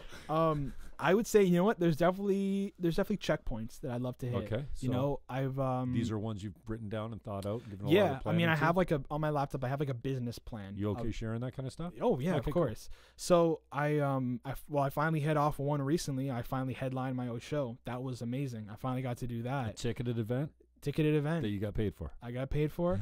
So all that was important. That was really nice. The next goal I'd love to hit is selling out a show myself. You know, I'd love to do that. You know, reaching out one day, I'd love to sell at the Meridian Center. It's great because I'm sure people aren't like, well, Meridian Center, like whatever. I'm like, no, I'd love to, because that's our hometown ACC. Baby. I'd love to play the Meridian Center. I'd love to, you know, I love my album. When I drop this album, I've never worked this hard on a project before. So when this album comes out, like that's a checkpoint. Drop my debut album. Everything I've done up to this leads to this project. You got samples on this album too? No, nothing. They're all everything's original. all your beats? Everything that's coming out in the last 2 years. Are you creating your beats, or are you getting your boys to do it? I've got producers that I know. I've worked. So the main thing that happens is like I have a circle of probably 10 producers that I like. They're all over the world. You mean beat producers? Beat producers, okay. Yeah. So they will produce stuff. They'll put it out on YouTube, or they'll just kind of send it around. And if I find something I like, I'm like, yo, can I use this? And, you know, you pay them a lease, you pay them off, and it's like, yeah, here you go. Here's the files, and then you just head it. So, but a lot of the time it's like, hey, do you think you could add this, or could we do this? Or it's like, this song's kind of missing this. Can I add this? So, for example, Nicole, who is fantastic, I was like listening to a song, the second song on the album, like, this is a great song. Nicole. Sermonera. Okay. So I'm like, this is missing something. I'm like, this is great. I'm like, you know what? What if we got Nicole to do a guitar solo? Just like your album. I was gonna say. Oh no, they don't yeah. have an album yet. No, I'm not constantly yet. busting their ass, dude. Get in the studio. I'd love to hear an album from them. Yeah. But Originals would be crazy. But yeah, like this album, I want to do as much stuff as possible. So releasing it, and I mean, hopefully, you know, it goes big. You know, I want to drop the debut single, which I have ready. The single's good to go. We're just working on shooting the video soon. So, you know, a checkpoint, yeah, drop the single. Hopefully it does well. The album. Years up, I'd love to go on tour one day. That'd be sick. And it's funny because talking about it now, I bet in a few years, I'm going to be like, man, imagine, I'd love to go on tour one day. And then years later, I'm like, I'm on tour. Like that was pretty cool to say, but I want to go on tour. I want to open up for some crazy artists. You know, I love being the headline. I love it being my show, but I'd love to open up for some crazy artists. Like I'd love to open up for Logic one day. I'd love to open up for Eminem one day, G-Eazy, Jay-Z, anybody. I'd love to do something and be interactive with those people. One of the big things for me is, and I don't think a lot of people know, is that all my albums are like connected in like a thematic universe. So there's characters, there's skits, There's all these things. So like I love to complete the story, you know. So this album is all. It's funny. I haven't really given any information about the album, but I have no problem talking about it. But it's called. Actually, I won't say the name. That's cool. I'll give the acronym. It's MMA 905 is the acronym for the album. But it's all about two guys that were at this party from Out for the Night, this big house party they're at. And they sit down at this diner and they're going, man, you know, and you'll hear the diner, you hear the plates crashing, you hear these people talking, and it's like, man, I was at this party and I met this girl. And the other guy goes, yeah, man, you know, what are you doing here? He's like, oh, I broke up with my girlfriend. And, you know, and there's these two perspectives of relationships. The first half of the album is all this love song and, oh, man, last night was so cool. I did this and that. And the second half is more like kind of heartbreak, breakup, darker kind of stuff. But there's a whole thematic universe going on within these albums. So another checkpoint to be like tied up and let people know. Because I feel like I'm saying this now, a lot of people probably don't know that my albums are all connected. Like since aesthetic sound, there's groundwork, there's locations, there's, you know, all these things going on. So I would say another checkpoint is like kind of letting people know that and getting people along for the ride and then tying up the story and starting a new one. Because I think more than anything, I'm a storyteller more than a rapper, you know? Right. And so do you keep putting out your goals and your as you call them, checkpoints? You involve people in that from the standpoint that you want people them to know what it is so that you can be held accountable to it? And I put it's not like, oh, I'm going to quit this today, but I can't tell anyone because I'm going to fail. And then when I fail, I have no one to, you know, nobody's going to be disappointed except me. Yeah, no, I definitely air it out. Accountability. I air it out because I want people to be invested as me as a person. I want them to be invested with me as a person just as much as they're invested in the music. So I'm saying, you know, I want to sell at the Meridian Center. I want people to know that and be like, hey, when you do it, I'll buy a ticket. Like I'd love because you tweeted about it 3 years ago, or, you know, I remember on the very first mixtape I did, I said. I want to sell with the Meridian, a Grammy in my hand. I want to be a recipient. Like I was like, I love it when you rap. I've like been saying it. I'm like, I want to do big things, and I want people to know that that's what I want. So, yeah. And this is another example. Like when I play shows, I want people to come out. I want people to support. Obviously, like anybody does, but no, I definitely air out what I'm trying to do. Are we following each other on Twitter now that you mentioned it? If we're not, we gotta do now. Oh. So ask the follow. I'll send it right back. Everett Champion? Everett Champion. I'm following you now. There we go. I missed you, bro. I'll get it right now. Let's see. I don't have the Wi-Fi here, but when I get the notification, I'll add it right back. That's no problem, man. But yeah. I'm glad to see. Are you on the Twitter? Yeah, I just loaded it up now. As soon as you said I've been tweeting out about it, I'm like, shit, I don't have you on At Everett Champion. Let's go. Announcement soon. New era on the way. MMA 905 hashtag. That's it. That will make sense. The little rose emoji. It's a pinned tweet since November 5th. That's not very fresh. No. 2018. So it's been there. I mean, I started writing this album in September of 2017. Okay, I've been writing this album. You're done writing. Oh yeah, it's been written. It's just right now it's in the mixing and mastering stage. Where'd you record it? Kyle Whitaker, Strange Pumpkin. Okay. That is my guy. I've gone to him since I was 14, putting out music. Like he is like the best producer, the best engineer I've ever met, and like, yeah, we've been working together for years now. And it's just show up and it's cool. We're at that point now where it's like I show up and I'm like, can we just do like the thing? Like, do you know what I mean? He's like, I already did it. We're good to go. So cool. Yeah, he's produced every one of my albums that's been out. Jay Batty did 3 songs on Days of Summer, just recording, and then Kyle went back and mixed and mastered. Filthy. Beatty was over the other day, and you know, I feel very fortunate. You say, yeah, I'll come over, hang out with you for a couple hours. I mean, this is. I'm such a huge fan. Like Aaron Berger calls me praise master because I think when I was a kid, I thought it was inauthentic to say, hey, you look good today. Like I couldn't compliment anyone because it just felt like it just. And now I'm in a space that I really get how many guys like you and me might have never heard it before, or could use to hear it today. Maybe they heard it their whole life, and it's just maybe they're having a bad day. Yeah. And so I think it's really important. One, I mean, your genre is not like where I live. I do like your music because, I listen to Rock Our Town all the time, and it comes up, and I'm like, oh, I know who this is. And hey, Yeah. I haven't heard this one before, and it's actually great. Thank you. You know, Appreciate some it. songs I'm like, yeah. You know, I heard a love song the other day. I'm like, what can this kid know about a broken heart? He's 14 when he wrote this thing. Yeah. Or whatever, you know. Shit. You never know. Aaron Berger's album Color and Light, and Matthew James Blake, I was at the party. You know, he drove me to a party last night. I said, come on in, my buddies. You know, no problem. Mm-hmm.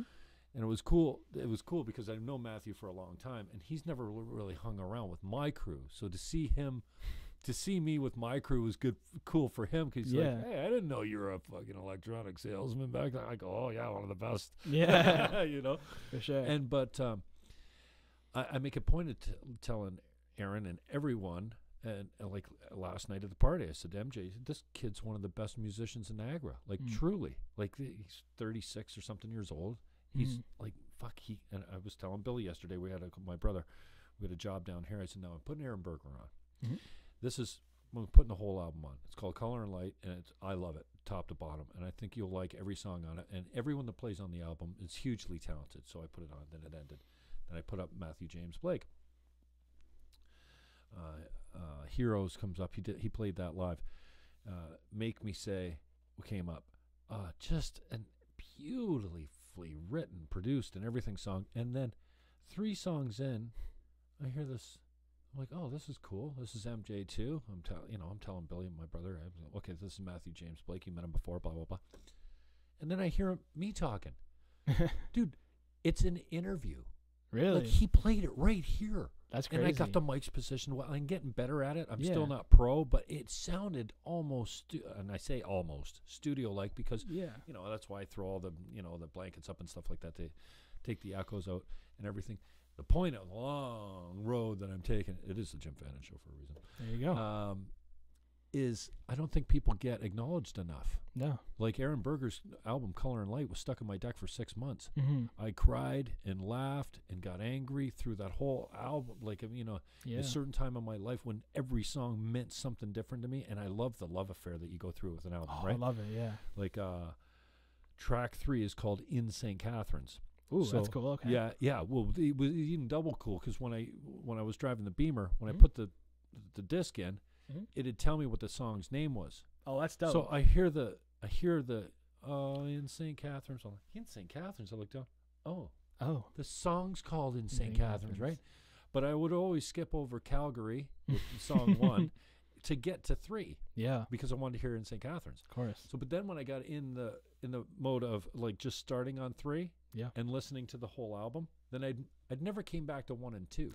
Yeah. So it's strange that now, 6 years later, Calgary is one of my favorite songs. That's because crazy. I didn't really get to it until later in my crush on this album. And Mhm. I crushed on this album for a year. Yeah. And then you know what it's like. It goes on your shelf for 2 years because you're tired of it. Yeah. And then you bring it right, pick it back and you're like, I know why I like this. So I say all that to say, I've become much better at telling people, hey, number 1, way to go. Yeah. You're good at what you do. And what you do actually made an impact on me. Mm. Like, it got me through some, and I think music is one of those things will get you through it. Yeah, of course. You know, you got I remember a bad relationship, 20 years ago that I was coming out of with a broken heart. I went straight into Typo Negative. Mm. You ever heard these guys from Texas? No. They're like, Some heavy stuff. Like the real black, Yeah. dark stuff. Hell yeah. And I just hated for Yeah. months over that thing. And then I went out of it. I was into Brooks and Dunn for a while. Yeah. I'm ashamed to say that. That's the thing though. I think music's so dope just because like it's like someone's having a conversation with you, but you don't ever have to say your side. You can just be like, yeah, I feel you. You don't have to say anything back. You're just like, I get you. Yeah, I know what you feel. Like, that's why music's so crazy. And I think that's actually, it's funny they mentioned that though. That's why I think, to just bring it back to the album for one sec, but like, that's why I think this thing is going to do so well, because it's so relatable. And that's why I think Drake does so well. He's the most relatable dude I don't ever. even know who Drake is. Dude. It's okay though, but that's the thing. But like, you know the name at least, But right? as soon as they put on that, what do you call it? The mic with the special. The auto tune. Yeah, yeah. Hell yeah. Oh man, Dude, I'm that's the stop thing. with the auto No, tune. the auto tune slaps. But it's like that's the thing though. It's like he's so relatable because he's like this, he's not that much of well, he's still a young guy. He's just turned he's like 32 now. But compared to my generation, But he's just this dude that now he's a superstar, but back in the day, and he still is talking about things that people are like, man, I feel that. Like, that's why girls' Instagram captions are Drake quotes. That's why it's the #1 thing. If you ever notice, if you see a lyric, it's probably a Drake lyric. And that's where it's like, damn, that's so cool. And that's what I want to do, is I want this to be like the most relatable project ever for any gender, anything. Like, it doesn't have to be just to do a Drake song. It's like anybody can get what I'm trying to talk about. And that's why I think relatability is the biggest thing you need to have in your music. If you're just talking about, I have the money, I did this, yeah, it's cool to listen to once or twice, but if people don't have, you're like, I pulled up in the Bugatti, 99% of people don't have a Bugatti, so it's like cool to listen to, yeah. You don't even know what a Bugatti is. Yeah, but if I'm like, yo, I drove with my black Jeep, people are like, oh, I have a Jeep, my brother has a Jeep, that's so cool, we have the same car. It's like, making relatable is what I try and do, and that's what I'm trying to do the most on this album. But I feel what you mean. Like, you listen to an album, and you're like, I felt that, man. Like, you really are like, there's a lot of stuff that's just like, you listen back, and then you put it on rotation, and you're like, God damn, I remember why I listened so much. Heavy rotation, man. There's nothing, you just get into it so much. Now, tell me if you struggle with this, because it's something that I found myself kind of, you fall into the trap. Now, everyone says don't compare. But like, I've got some broadcasters that I really like Ben Shapiro. Mm-hmm. I have less in common with Ben Shapiro than anyone, but politically and ideologically, I kind of fall on that conservative side of the spectrum these days. Cool. Facts over feelings, free speech. Mm-hmm. Don't tell me there's hate speech. Don't tell me I can't criticize the religion of Muslim. Like, we criticize Christianity all the time. It's not a big deal. Anyways, I've been noticing I fall into the trap of, I could never do it that good. Oh, okay. So therefore, I'm not going to do it. Right. How do you get past that? Because you've obviously gotten past it. Because, I mean, I get the mindset of, I'm the best rapper ever. I'm the best interview, I'm the best podcast, whatever. Because if you're not in that place, I think it's taken me a long time to get to this place of, and I think I'm just slowly getting to it now, of, I don't give a fuck what Scotty Slap 69 says. That doesn't even have he's got a profile picture. Yeah, like, seriously. Yeah. Now, if someone that knows and loves me for a long time says, hey, you're a piece, then okay, but even that, I got to put aside and go, you don't know me. You don't know what or you do know me, but you don't know what I'm going through, or blah, blah, blah. So I've been finding lately that, I look at the pros and I go, yeah, I suck. No, that's the thing. And then try and get work through it. No, that's the thing, though. I don't think you can look at it and be like, man, they're so good. Why even try? Because it's like, cool, eventually you'll get to that level. Like, that's why I look at it. It's like, one of my favorite artists is John Bellion. If you've ever heard of him, he's a fantastic, amazing artist, and his songs are insane. They're crazy, and I'm like, man, like, I'd love to do something like this. But if you think about it, where it's like, but why even try? It's like, then why are you even doing this at all if you're not going to try? You know what I mean? Like, that's why I see all these great artists that I love, and they're massive, and their music hits me so hard, and I'm like, great, one day I'm gonna get there. I don't have to be there right now. I have to, if I rush to be the best, then what's the rest of the time going to be if I'm the best whenever? You know what I mean? Like, it's enjoy the ride. What if you're one of those guys that, like, wants to be the best but doesn't want to actually practice or work for it? Like, you rehearse, don't you? I rehearse a lot, but that's the thing. I think, like, doing this kind of stuff, if I rehearse like a monologue, and I try to memorize it, I end up fucking it all up. But that's okay. That's okay if you mess it up. I'd rather just, just wing it. If I forget something, I forget something. At the same time, though, winging it could just be your thing. Yeah, well, you can be the best podcast interviewer and just wing it if you're good at it. And you are. Like, even this conversation is off the cuff. Like, it's great. I don't have anything. I very seldom research people, but then once in a while I'll have somebody come on and go, ooh, I should have done my homework. But I don't need to be the guy that knows everything. In fact, I want to be the opposite. I want to be the guy that goes, hey, so tell me about this, because I don't know anything about it. Exactly.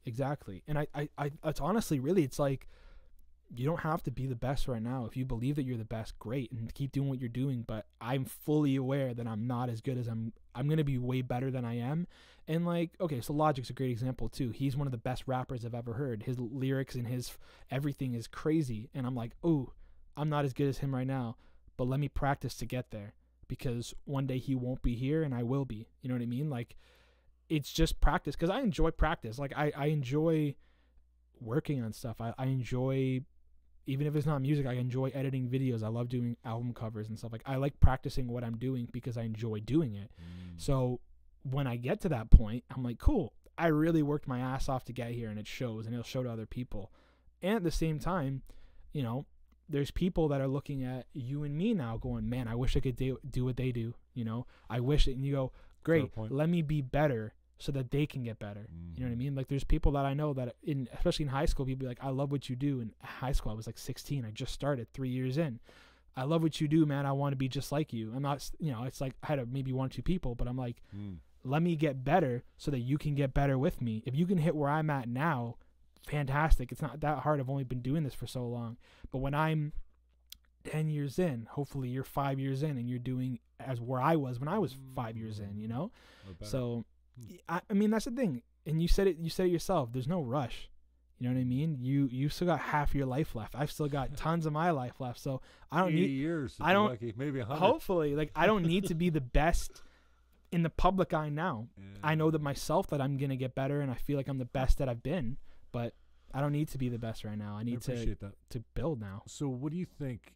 What does the voice say in your head that you've had to overcome that biting bullshit lie that I have to be the best? No, it's usually a criticism, like you suck or you're not good enough or blah blah blah. What is that thing that you've, because it's probably still there. It's like your weakness. It's the kryptonite. Yeah, whatever, the devil on your shoulder that just goes, you're a fucking loser, you suck at this or whatever. Yeah. You know, and sometimes it goes back to trauma in early childhood or something like that. But what have you had to overcome? Like for me, I would say, I don't know, I'd have to give that some more thought of exactly what it is. For a lot of people, it's you suck. You're not enough or whatever. So. Well, I remember, it's funny you mention that. So I remember when I put out, before I even put out a project, when I was 14, I put out a remix of a Hoodie Allen song called No Interruption. And that was my biggest song to date. It had like a few thousand views. I'm 14 going, oh my God, like this is insane. And I remember I had like a moment after that came out when I was working on the next stuff. And I was like, I'm never going to make a song better than this. I'm like, what if I never make a song that has this many views? And I remember my girlfriend at the time was like, then stop then if you don't think you're ever going to hit something. But I'm like, I don't want to stop. And it's like, then don't stop. It's like, there's always that, like, I still sometimes have that voice in my head where it's like, man, like that song was so good. Like, can you do it again? But I'm like, now I'm at the point where I'm like, yeah, I can do it better than that because I'm better than I was then. Yeah. And, you know, I'm not perfect in any regards at all, but I think I've kind of just put that voice behind me now. Like, I don't really think about it stuff. Like, obviously I have criticism on my music and I'm like, ooh, that song needs some work. But I'm never like, man, what if I don't have a song bigger than Mamacita? Because right now that's my biggest song and that's what I think people know me by. I'm like, Mamacita's a great song. It is a great song. Let me make it's one of the songs I actually know. So thank you. And that's great though. You know it. And then it's like, if I stood here and was like, yeah, Mamacita was great that I put out 2 years ago. Yeah, that was about it though. I'm never gonna make something better than that. I went in and made Juliet, which is the next single. Like that was from my Out for the Night, which I think is on the same caliber as Mamacita. And I'm like, damn, I did it again. And you know, it's like, if you keep telling yourself, well, that was good, that was it, I'm never gonna get better, then you're never gonna get better, right? But if you're like, you know, that was so cool, let me one up myself. If people like this, they're gonna love what's next. Like that's where I kind of think about things, because I think I tweeted it out as well. I was like, Days of Summer had Mamacita, Out for the Night had Juliet, and it's hard to pick which one of those songs on this new album is gonna be that song because I feel like they're all that song. You know, I think everything now is like better than anything.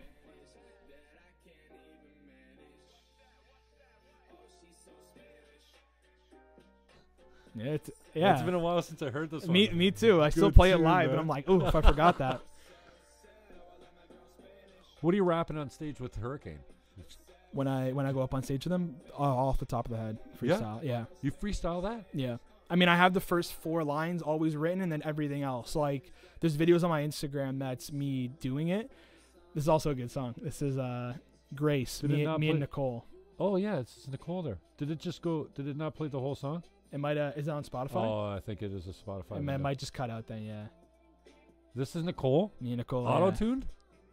I don't think so. I think it was just straight, yeah. I have a little, like, I can't tell you how much I love Nicole. She's crazy, She's right? just so fucking talented. She's amazing. And so she's just uniquely herself, and she doesn't seem to give a fuck, which I just love, especially in a girl, because I mean, being a girl's got to be tough, man. There's so much pressure to look perfect and everything. And I remember the first time I introduced them on stage or whatever, she had her hat turned around backwards. I'm like, how the fuck old are you kids? And you're not even allowed in this bar. She was like 16 at the time. Yeah. She's crazy. Just filthy, man. Yeah, and she's on the new album as well. So you're gonna that's the thing. I think that if you like all these local artists, you're gonna like this new album, because what I aimed out to do was Nico. That's my boy.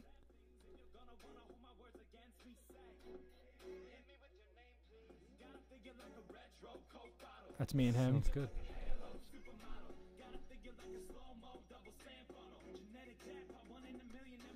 But that's the thing. He sings and he raps. He mainly sings, though. Actually, do me a favor. If you're on Spotify, just look up. Just on your webpage.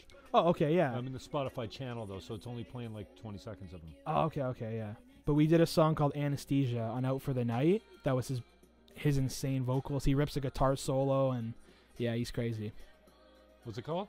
Anesthesia. It's on Out for the Night. It's the black and red cover. Text from my ex. Yeah. I could have written that one. That's a good song. That's Nico there.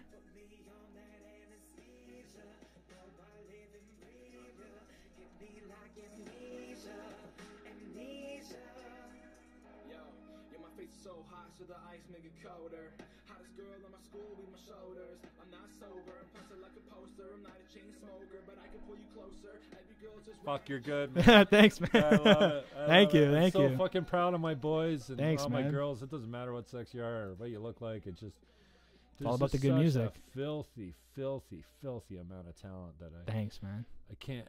I have a hard time getting over it for some reason. It's crazy. Thanks, man. That's the thing. I think if you like all these local artists, you're gonna really like this album, because my main goal was to like involve, like I said, there was like that new movement, so I wanted to like capture that movement. So like I'm trying to think everybody that's on it. So a lot of people that I know that aren't like professional, like they're not like these, like artists, but they sing really well. So that's a good song too. That's for my ex. That's for my ex. I love that that's a good song too. They're all my songs and they're all good, and I'm not being a narcissist. No, I just like I listen to them and I like them. But so that album's got Nicole, Valerie, Nico, Sophia. Who else is on it? Isabella. That's Out for the Night? No, that's the new one. Oh, this one only has Nico and my buddy Chris Kelly, who is a fantastic artist as well. If you've ever listened to him, you should. He's just starting out like in the last like year, but yeah. Okay, so the auto-tune's not the fucking end of the world. No, it's nice. Everybody, It Travis slaps. Scott's Isn't whole that what you career said? is auto-tune. It slaps? It slaps, dude. It's that's where it's at. Auto-tune, you know what? When it started out, people were like, "Oh, you don't have to sing anymore." But it's such an instrument. Like, it really is. So when I did a show in December, me and Nico, he was my DJ for the night, and we have like an auto-tune mic. And it's not just like, oh, I can just sing in this thing. You have to know how to use it. Like, it's a real instrument. So like that's why people are like, oh, you can't sing. But it's like, dude, it's so hard to use. Like, it's not just like, let me just sing because it fixes it. It's like, you have to like put enough power into it. You have to know when to back out. It's a whole process. Yeah. So yeah, but I'm glad you like that stuff, man. I really appreciate it. Yeah, no, I've been a big fan for a while, and I'm not sure how much we got up and running at rockertown.ca, but I love that Rockertown tweets every 5 minutes what song's playing on the station. That's dope. And it's commercial free. And, I appreciate, thanks for finally accepting me as a friend on Facebook. I think I was like, you know what? I didn't realize I waited didn't. about 3 fucking years before I accept this. Oh, it's Jim Fannon request. I know it's there. You see it all the time. I didn't know. I didn't know. And then I was like, what? Why am I not? And I was like, okay. Well, because I was like going to hit you up about the thing. Yeah. Like coming here. And then I was like, I thought I did. I was like, okay. I was like, that's weird. But yeah. No, I'm happy I'm here, man. I really appreciate the opportunity, man. I forget where I was going with that. Sometimes I lose my train of thought. Oh, it's okay. So do I. It's the artist way. It's not the end. Rockertown. So I just happened to take. Okay, so I got a Saturday night playlist that I put up on Saturday night sometimes. Yeah. And I just have it repeat over and over. And there's about 800 songs that play. There's about 3 days worth of content. Mm-hmm. So you shouldn't hear a repeat for a couple days. Yeah. But in that one Saturday screenshot, I got all my favorites. Like I got Mice on the Hurricane, Theater Crisp, all my Burger Blake Gould, Black Flies, like you name it. There's a whole group of guys there that I put in that I want to hear on a Saturday night. And it's, Easy EC is Easy EC, right? Yeah. Easy EC. But I don't mean to, because I know you're going by Everett. No, it's okay. And dude, I know there is a champion already, but I just love the last name. Yeah, it's me a too. champ. It's a winner. That's where you it's know at. what I mean? It's like, who the fuck would go away and make fucking 4 letters their name? There you go. You know? So a good branding call on yours. Yeah, I got it for my birthday, so thanks. So I took a screenshot of it, Okay. and that's where you see, I because saw there was a couple Everett Champion songs. And you're Yeah. like, hey, bro, thanks for playing. Well, yeah, out of the 10 songs that were there, 3 of them were yours. I know. I was like, damn. Coming up on the Rock Our Town. Yeah. And I'm like, holy I saw shit, that, and I Everett was like- Champion's got like- like 3 songs in there. I was like, hey, man, that's dope. I really appreciate it. And hey, I only do it because I want to give you guys some pub and stuff like this. And so there's some things I'm probably gonna have to work around. One, it's not generating any income revenue stream at all. Right. And for something to unless I just I'm not even selling many houses these days, so something's got to pay. Yeah, of And course. the other thing is that I want to give some money to the artists too when I play this stuff, because an artist said the other day, "Are you paying SOCAN fees?" I'm like, SOCAN fees, Yeah. dude. We don't even. There's no income. Yeah. Like we're a nonprofit. We make 0. So I probably am stealing the music. I'm probably playing it without the rights to play it. But I'm just using the library that Keith had. Like this was Keith's baby. Keith Bellamy died about a year ago now. Oh, sorry to hear that. And it was his creation. I didn't want the files to die. There's a lot of good stuff in there, so I just kind of threw it back up. But I think he was paying. Everyone watching right now, all 2 people are gonna say, "Hey, you're not paying SOCAN fees. I don't want my money." So I didn't put it up there to make money off it. I just want to pump it up. But what I'm saying is, if I don't have your full discography or whatever we call it, I know I've got Moment in Time. Yeah. Because I have that physical CD. Like I bought that one. Yeah, I remember that. So I know I've got that one, but I might have to get some hard copies. I don't think I've got Aesthetic Sound. Yeah, I can get you one. I'd love if you played some of the Nico's newer on that stuff one too. eh? Nico's on every project I've ever done, and that's one of the main things is that. So Nico's like my best friend. Like Nico's the guy. Like he's a legend. Like in my eyes, like he's a year younger than me, but Good he feels like family, he's man. 25 years like ahead of me. But no, one of the main things is like I will always have Nico on a project. It doesn't matter where it is, when it is. If I have to fly to, he's Who's in this? tour. This is Devin Baldwin. She's this is a sample, but she's okay. she's a great pop singer from the Bay, from Oakland. She's amazing. But the main thing is like, yeah, Nico is like, even if I have to fly to New Zealand because he's on tour, I'll get the vocals from him because I need him on every single project, just as like a respect thing. Like He's on tour in New Zealand? No, I'm saying in 20 years when he is, it doesn't matter. Like whatever album I'm on, I will always get him to do something because just out of respect, like he's my brother. Like I got to. I haven't heard this song in a while. Alina?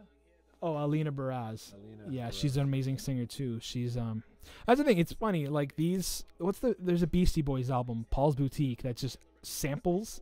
That's what these 2 projects are like. Like they're just sample me rapping on different beats and people's things, and really mixtape. Like that's really what mixtape culture was and is still. So I was really honing in on that. But yeah, it's funny. I haven't heard a lot of these songs in a long time. It's funny. Yeah, Here to Stay is the number 1 listen to track there. Here Stays a cool song. Oh no. Runaway. Runaway's a cool song. Yeah, Runaway's a good one too. I think. I missed these ones because I was scrolled down. Oh, no worries.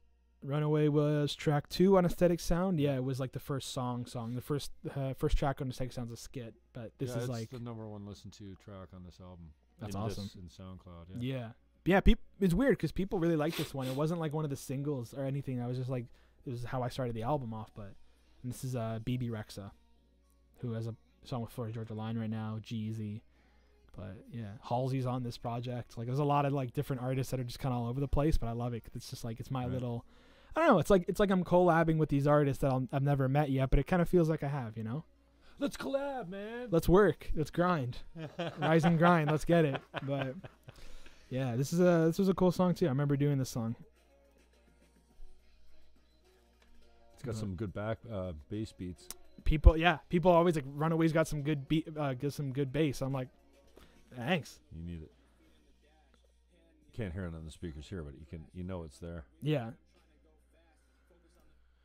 All right, I'm gonna cut you loose to just to respect your time and. Oh, no rush. Daytona 500's coming up. And yeah. We can only bore people for so much longer. Anyways, I'm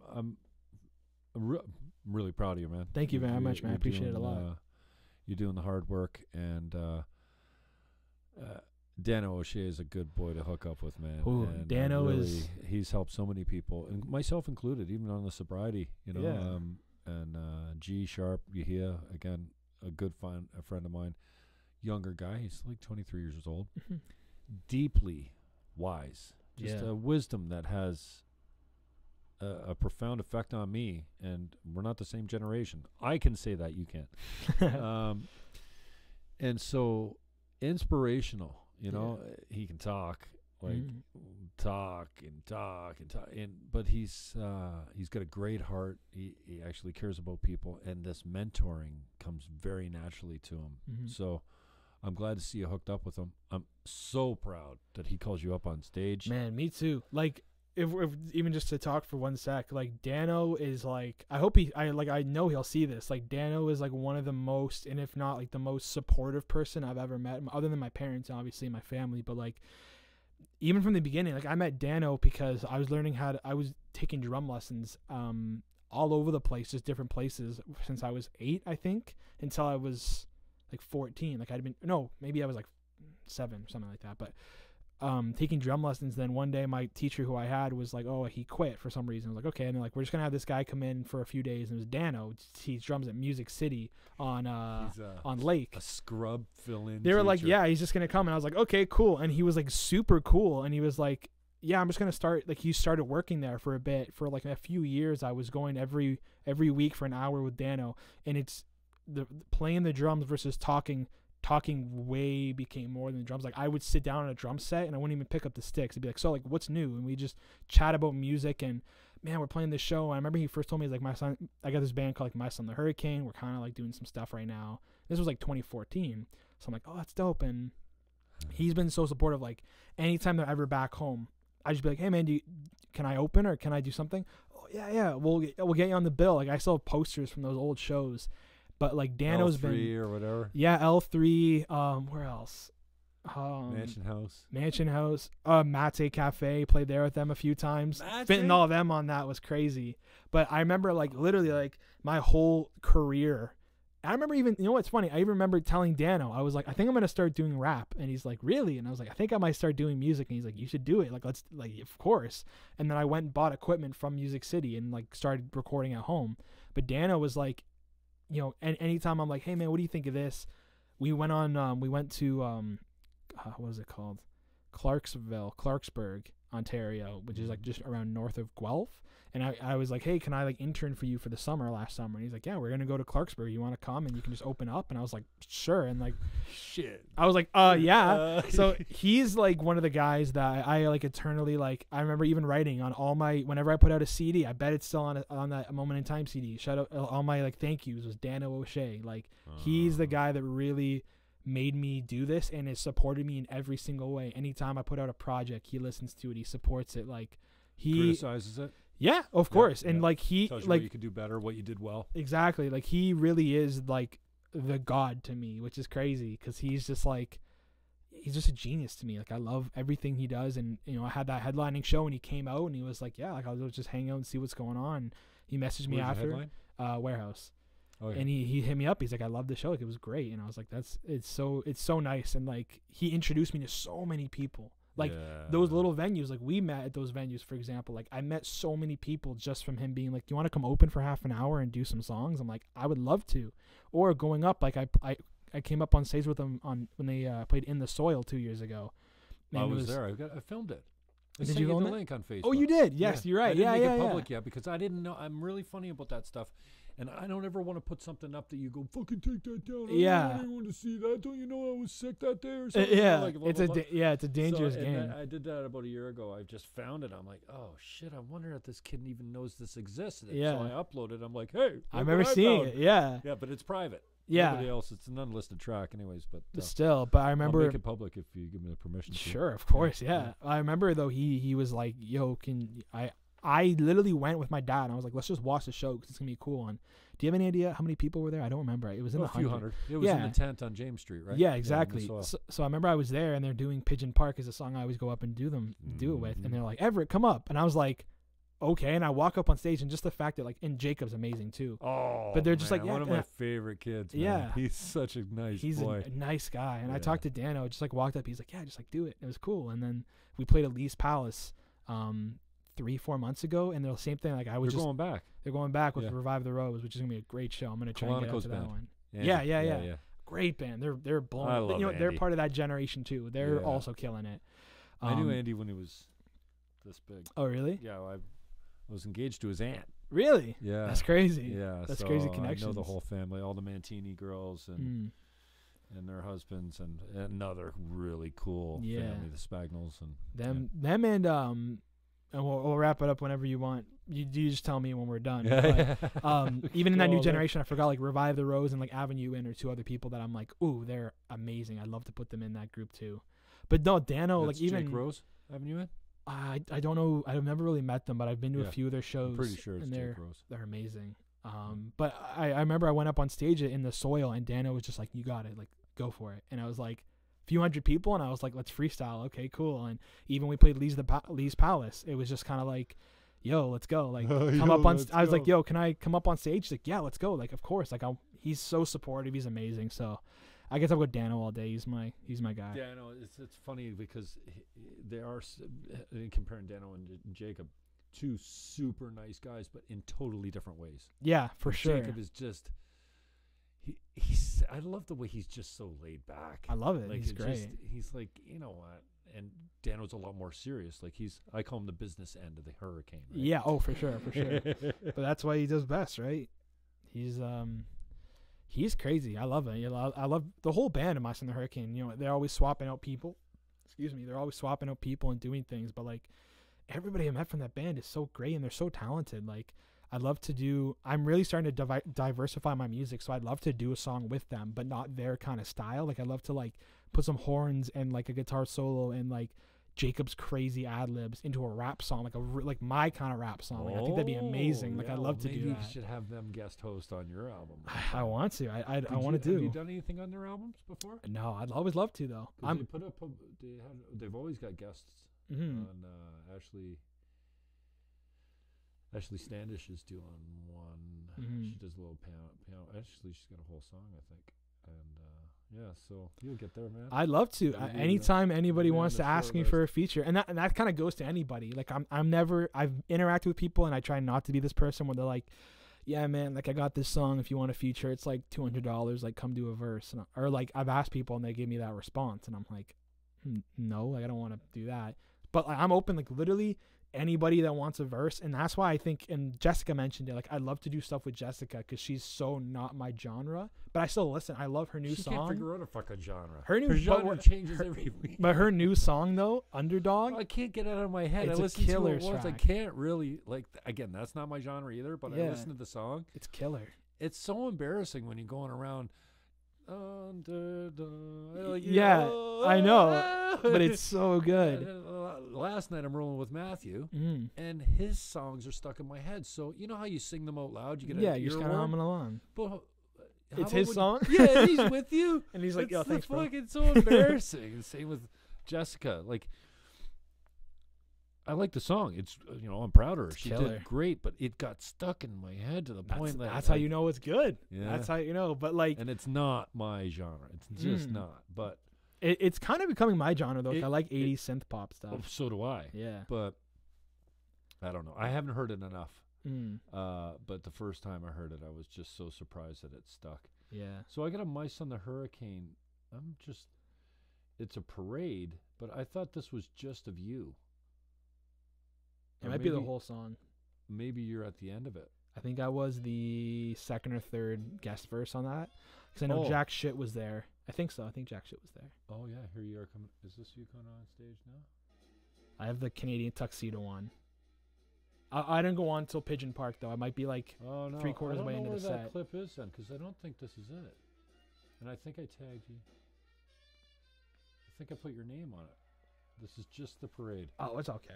I got a clip of it on Instagram anyway. Oh, do you? Yeah. But no, like from a different shot. My dad just like filmed it on his phone. Okay. It was like perfect. But like, yeah, I'm honestly like Jessica saying that, like, I love to work with Everett. I'm like, I would love to write for anybody. I'd love to work on anything, like any genre, like open call to literally anybody. Like I'd love to do any music with anybody, even just jam or anything. Like I'm a lot of the time in my room writing and doing my own thing. So I love to like Jessica mentioned, we were talking about doing a song a little while ago. Like I'd love to do that. I know Gravely James, killer dude too. He wanted to do a song together. Me, Nick B, and Deepax and Kojin all have a song coming together. Like a lot of like, I'd love to do as much work with people as possible and write and rap and whatever you need. Like, I think, you know, what I'm trying to be is like when anybody wants a rap feature, I'm the first thing that you go to. Good. You know what I mean? Boy. Yeah, like everybody kind of has their category, and that's like, I'd love to be the person that you can come to that's, you know, hey, I'd love to do a rap verse, but I don't want like a trap. I want just do what I'm doing. I can do it. Like I love to just flex what other people are wanting. And like Jessica, I'd love to do a song with Jessica. That'd be crazy. Or Valerie, you know, she's on my songs, but I'd love to do one of hers, and I'm always down to give a guest feature. But My Son the Hurricane, you know, that's a good checkpoint to put on the list. Love to be on a song of theirs. That'd be crazy. Here it is, and it's unlisted. It just says MSTH Champion. Yeah, I think that's it. So that's not the first time you're on stage with them. No. I've been on stage with them since 14, 15. But yeah, this is the first 4 lines are recording too. Yeah. First 4 lines are written, and everything else is freestyle. You're killing it, man. And then this is where freestyle comes in.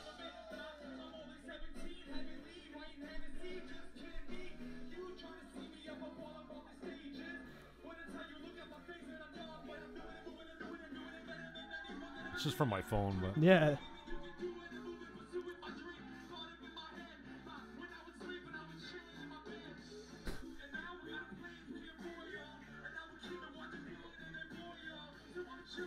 Jacob.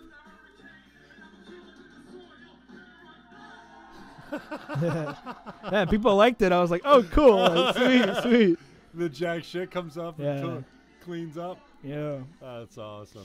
Yeah, there's been some, I really am grateful to Dano and that whole band for like everything. Like they really threw me into the culture of knowing local artists and meeting people. And yeah, like I met Theater Crisp with them, who I ended up recording with Jay. Like I've met so many different people that I ended up working with, and they're crazy. They're amazing. Jay's a good man too. Jay's a good dude. I had him over the other day. I got to play this for you. This has never been done. Man, Jack Shit's nice too. I forgot about how good he is. He's so nice. He's killer. I love Jack Shit. He's a nice guy. And some new stuff coming from those two, eh? From who? From Jack Shit and Jay. Is it Batty or Beatty? I say Beatty. Beatty? I'm not really sure, but yeah, it's Beatty. Dope. Well, I'd love to see what they got cooking up too. Yeah, and then there's some really cool stuff coming from Jacob and My Son the Hurricane, obviously. Yeah, their new album. Stuff like that. Ride the Bullet. Go pre-order that. Yeah, go cop that. Ride the Bullet. I love it. Where was I going again? You were pulling up something, I think. Yeah. Oh, brain fart. Oh, that's all good. Oh yeah, Beatty. Yeah. So, I love the rock stars, but I love they're my friends, right? Like I can call Beatty and go, "Fuck, dude, like I'm working on this thing. I need your help. Mm-hmm. Come over for a few hours. I'll cook you something to eat, and we'll hang and we'll kind of work through it." So I told him, well, I don't have an intro for the show. I mean, I don't do many edits at all. Like this is up. It'll go up live. There's no edits. I might put some titles up or put your website or your Twitter handle. Do you know when you're going to put it up? Oh, it'll be up as soon as I'm done. Yeah, it'll go up today. Oh, sweet. Awesome. But I'm live streaming on YouTube, so I think as soon as I hit kill, it'll be there. Cool. So Beatty. Yeah, the boy. I go, and they're so, like, the whole, even the new guys, I love them all, but Kyle Pesci's good guy. Great as well. guy, yeah. And so I don't have an intro for the show, and that's fine. And so I'm like, you know what? I want it. Can you build me something dark, spooky? And I give him in a text message. I'm like, here's what I'm looking for: deep synth bass, like sub in there, yeah. Rising, evil, monstrous, like even and I use my son the Hurricane. I think Smile kind of builds the beginning with the trumpets. Yeah. It's like I remember the ominous. monster movies when I was a kid. Yeah. It's like the gargantuan coming out of the ocean. Yeah, Godzilla's approaching the city. It's exactly, like, oh god. Exactly. So, and my niece is here, and I don't even think we were drinking that day. We just got really high. Yeah. It was real, and he likes to smoke, and I haven't been smoking all that much lately, but this is just like, come over, we'll get baked, and we'll have some laughs, and like, what do you think? Yeah. So he brings his little MIDI keyboard. Yeah, That's the dope. drum machine with Hell the yeah. loops on it or whatever. And as he's like adding the snare, and then he's adding the bass drum, and then he's got this buzzing. He says, listen to this, it's like a bee buzzing around. I don't know. I just like it. I like it, eh? I want to hear it. And as he's playing it, I'm going, dude, that's exactly what I asked for. I'm not sure where I can use it. Ooh.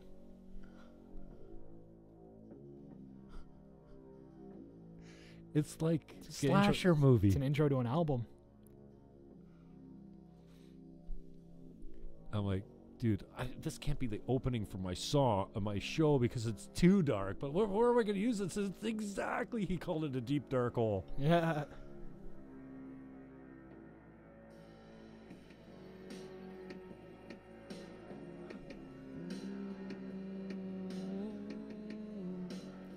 That's crazy. That's really cool. I like it. That's actually really cool. It's so wicked. And this is like, I'm making food with my niece. She's hungry, so I'm making her fried chicken, right? And he's cooking this thing up. Yeah, and you're like, holy. like, I like it. I'm yelling down the stairs, dude. That's so sick. And That's crazy. It's exactly, dude, Jay. It's exactly what I asked for. Yeah. And then this is what he's working. He just said, "What do you think about this for like maybe an opening riff?" Yeah, I was gonna say this sounds like a good like Jim Fannon. Yeah, or at the end or whatever. Anyways, a lot of things. That'd be a great intro or outro for sure. Yeah. That's dope. Really, he said, "Oh no, I got to clean it up and blah blah blah." That like when he built that deep dark hole. That's Freshly squeezed studio. We love you, Beatty. You're a good man. You're That's a good crazy. man. Anyways, thank you very much, man. I love you. You're Thank a good you. I man. love you too. I'm Thank you, glad my guy. You came in, and Thank you for having me. I wish you all the success. And if I can ever help you out, or step up, or MC or help you out anywhere, Sure. I'm yours. I'm game for all that kind of stuff. I'm always flattered when it happens. I've never, I don't know how you create a career as an MC, but I love it. And you could. You know what? You could be the first. And I don't take myself very seriously, because I'm glad to hear that at that gig that I introduced you, that I went through all the bands, because that's important. Of course. Sometimes you don't see the MC for the rest of the night. He introduces the band, and that's it. Yeah. But that would be a pretty cool way to make a living. But nobody wants to listen to the MC make jokes for 15 minutes. You want to get in and out. Who's this kid? What's important? What's important to be said right now? And go. And get. Yeah. I always, I'm always like, oh, I'm going to prepare. I'm going to really hold the audience attention. No, the audience wants you to get the fuck off the stage. Yeah. So be funny while you're up there. Be functional as far as give my boy some love. It's really going to go a long way. It's his first performance. I don't know what I said, but I'm glad to hear that I had the brains to make it for sure. decent enough. So, because I'm always hard on myself. You know what, when Dano was here, We had this deep, long discussion about all kinds of things, and it's really cool because I love the business mind of it. I love the business end of the hurricane, right? Yeah. Oh, and then I get done, and I said, and G was here that day. He was running the mic levels. He was kind of like engineering, and I usually don't have someone to help me with that. And I'm like, as soon as I'm done, I'm like, well, that was really good. Yeah. And then the chirping, the voice in my head is like, well, why the fuck did you do that anyway? Nah. Like, it's not going to pay you $1. It's not going to sell any houses. There's no one that's going to fucking look at this and say, whoa, wow, you changed my life. But did you like doing it? I do. Then there I you do. go. Like, I love my peeps, and I love Dano, and I just love my peeps. And I think that one day someone will look back on it and go, oh, yeah. Yeah. You remember that interview you had with Ev? Yeah. Well, he said this one thing, and it changed my life. Exactly. And even better if it's not me. If I'm the conduit, awesome. Yeah. But I'm not sitting here thinking, well, I'm going to say something really profound that's going to change someone's life today.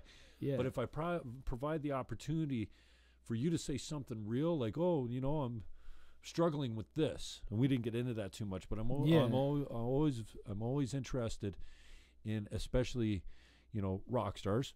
Which hey, you're rock star. Oh, thank you, man. And I always like them when they go, you know what? I really have a hard time with this. And that's kind of why I asked you, what's that shitty voice in your head say? Because lots of times that's when people connect.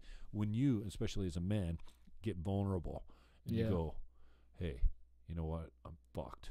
Yeah. And people don't know this about me, but I'm this, and I'm this, and I'm listening. Like, oh my God. And people are going, I'm that too. Yeah. And it's okay now. Yeah, because, for sure. Wow. Like, it's okay to say it. I mean, that's the thing. Like, there's the whole stigma with like men not being able to talk about their feelings, which is so dumb. I'm like, dude, like I struggle just as much as anybody. It's just like we all have problems. We all have to talk about things, and like, yeah, no, I feel that. I appreciate you saying that for sure. Yeah. But no, you know what I meant? I'd love to come back another time for sure. Like, I'd love to come back. When's this album gonna drop? Because we didn't talk about the ones that's coming out. Oh, so it's in the mixing process right now. Almost everything is recorded. Everything is recorded. There's just minor changes that I've been writing down that I want to do and kind of edit some things and add some things. But I know Kyle Whitaker is moving. He's shutting down Strange Pumpkin Studios and just making it a mixing business, which I think is a great idea as well.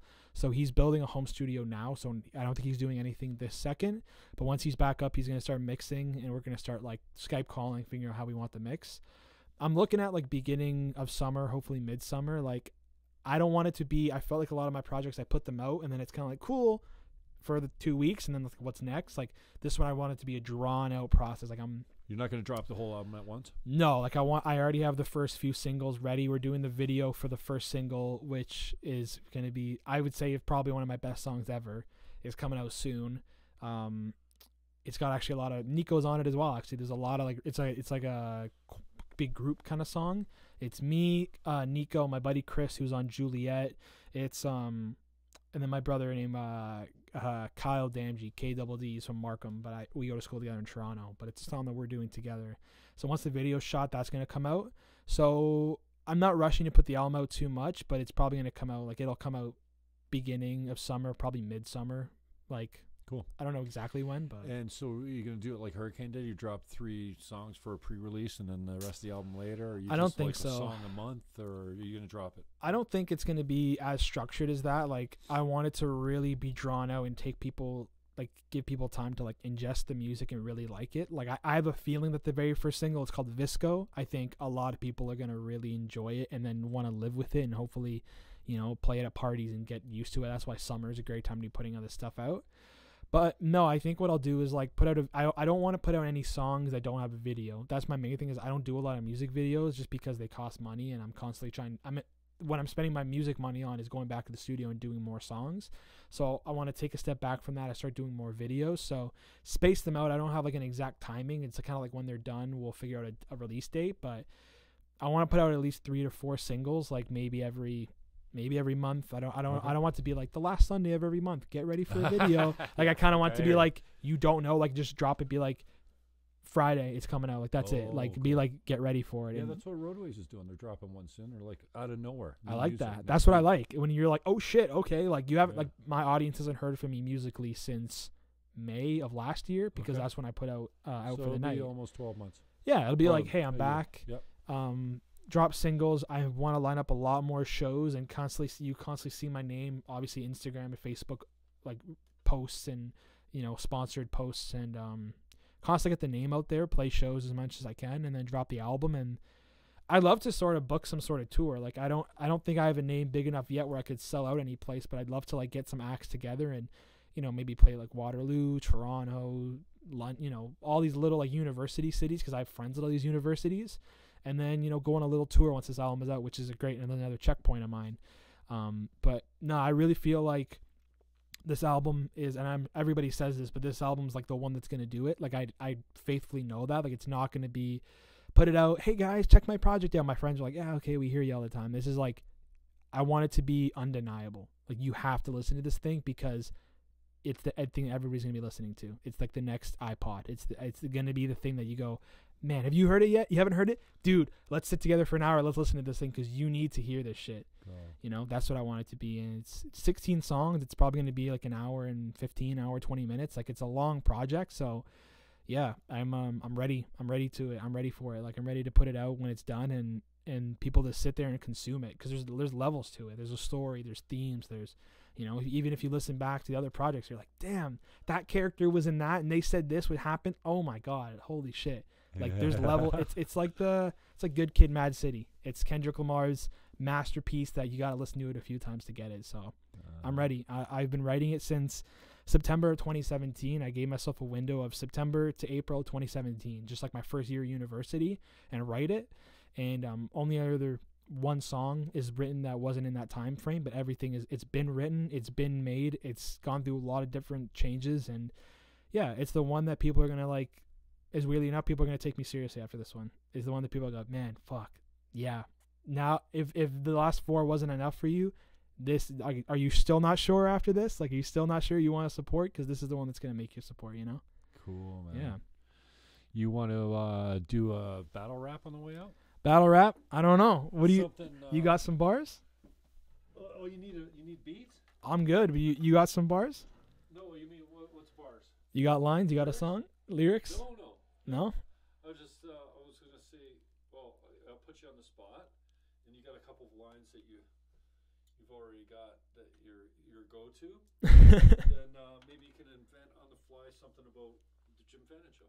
The Jim Fannon Show. And if you want to say no, that's cool. No, let me, How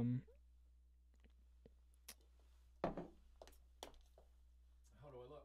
You look good. It's time to take this one.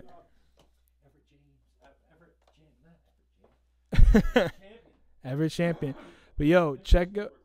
Yeah, but hey, if you like my music and you like what we talk about today, check out all my social media at Everett Champion, on Twitter at Everett Champion Music, on Instagram. I'm launching a brand new website with everything on there very soon. But if you liked everything you heard, definitely check it out and come back to the Jim Fannon Show, and you'll hear some great interviews, some great topics, and you'll learn more about your favorite artists and local people. So, Jim, thank you for having me, and we'll see you guys next time. And check it out. Oh, by the way, real quick, I do have a few shows. Battle rap. I got a few shows coming up real quick though. Okay, yeah, promo. I wrote them down. February 22nd at 12 Mile Lounge. You should definitely come to that. March 8th, I am in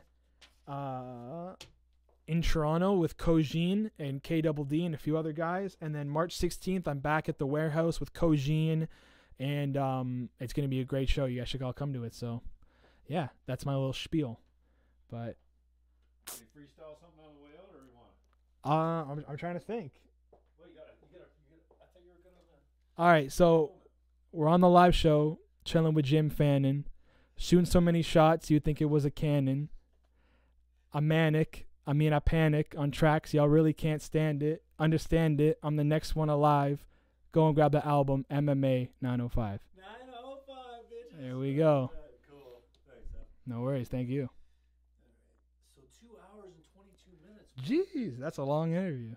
That was dope, though. That was really fun.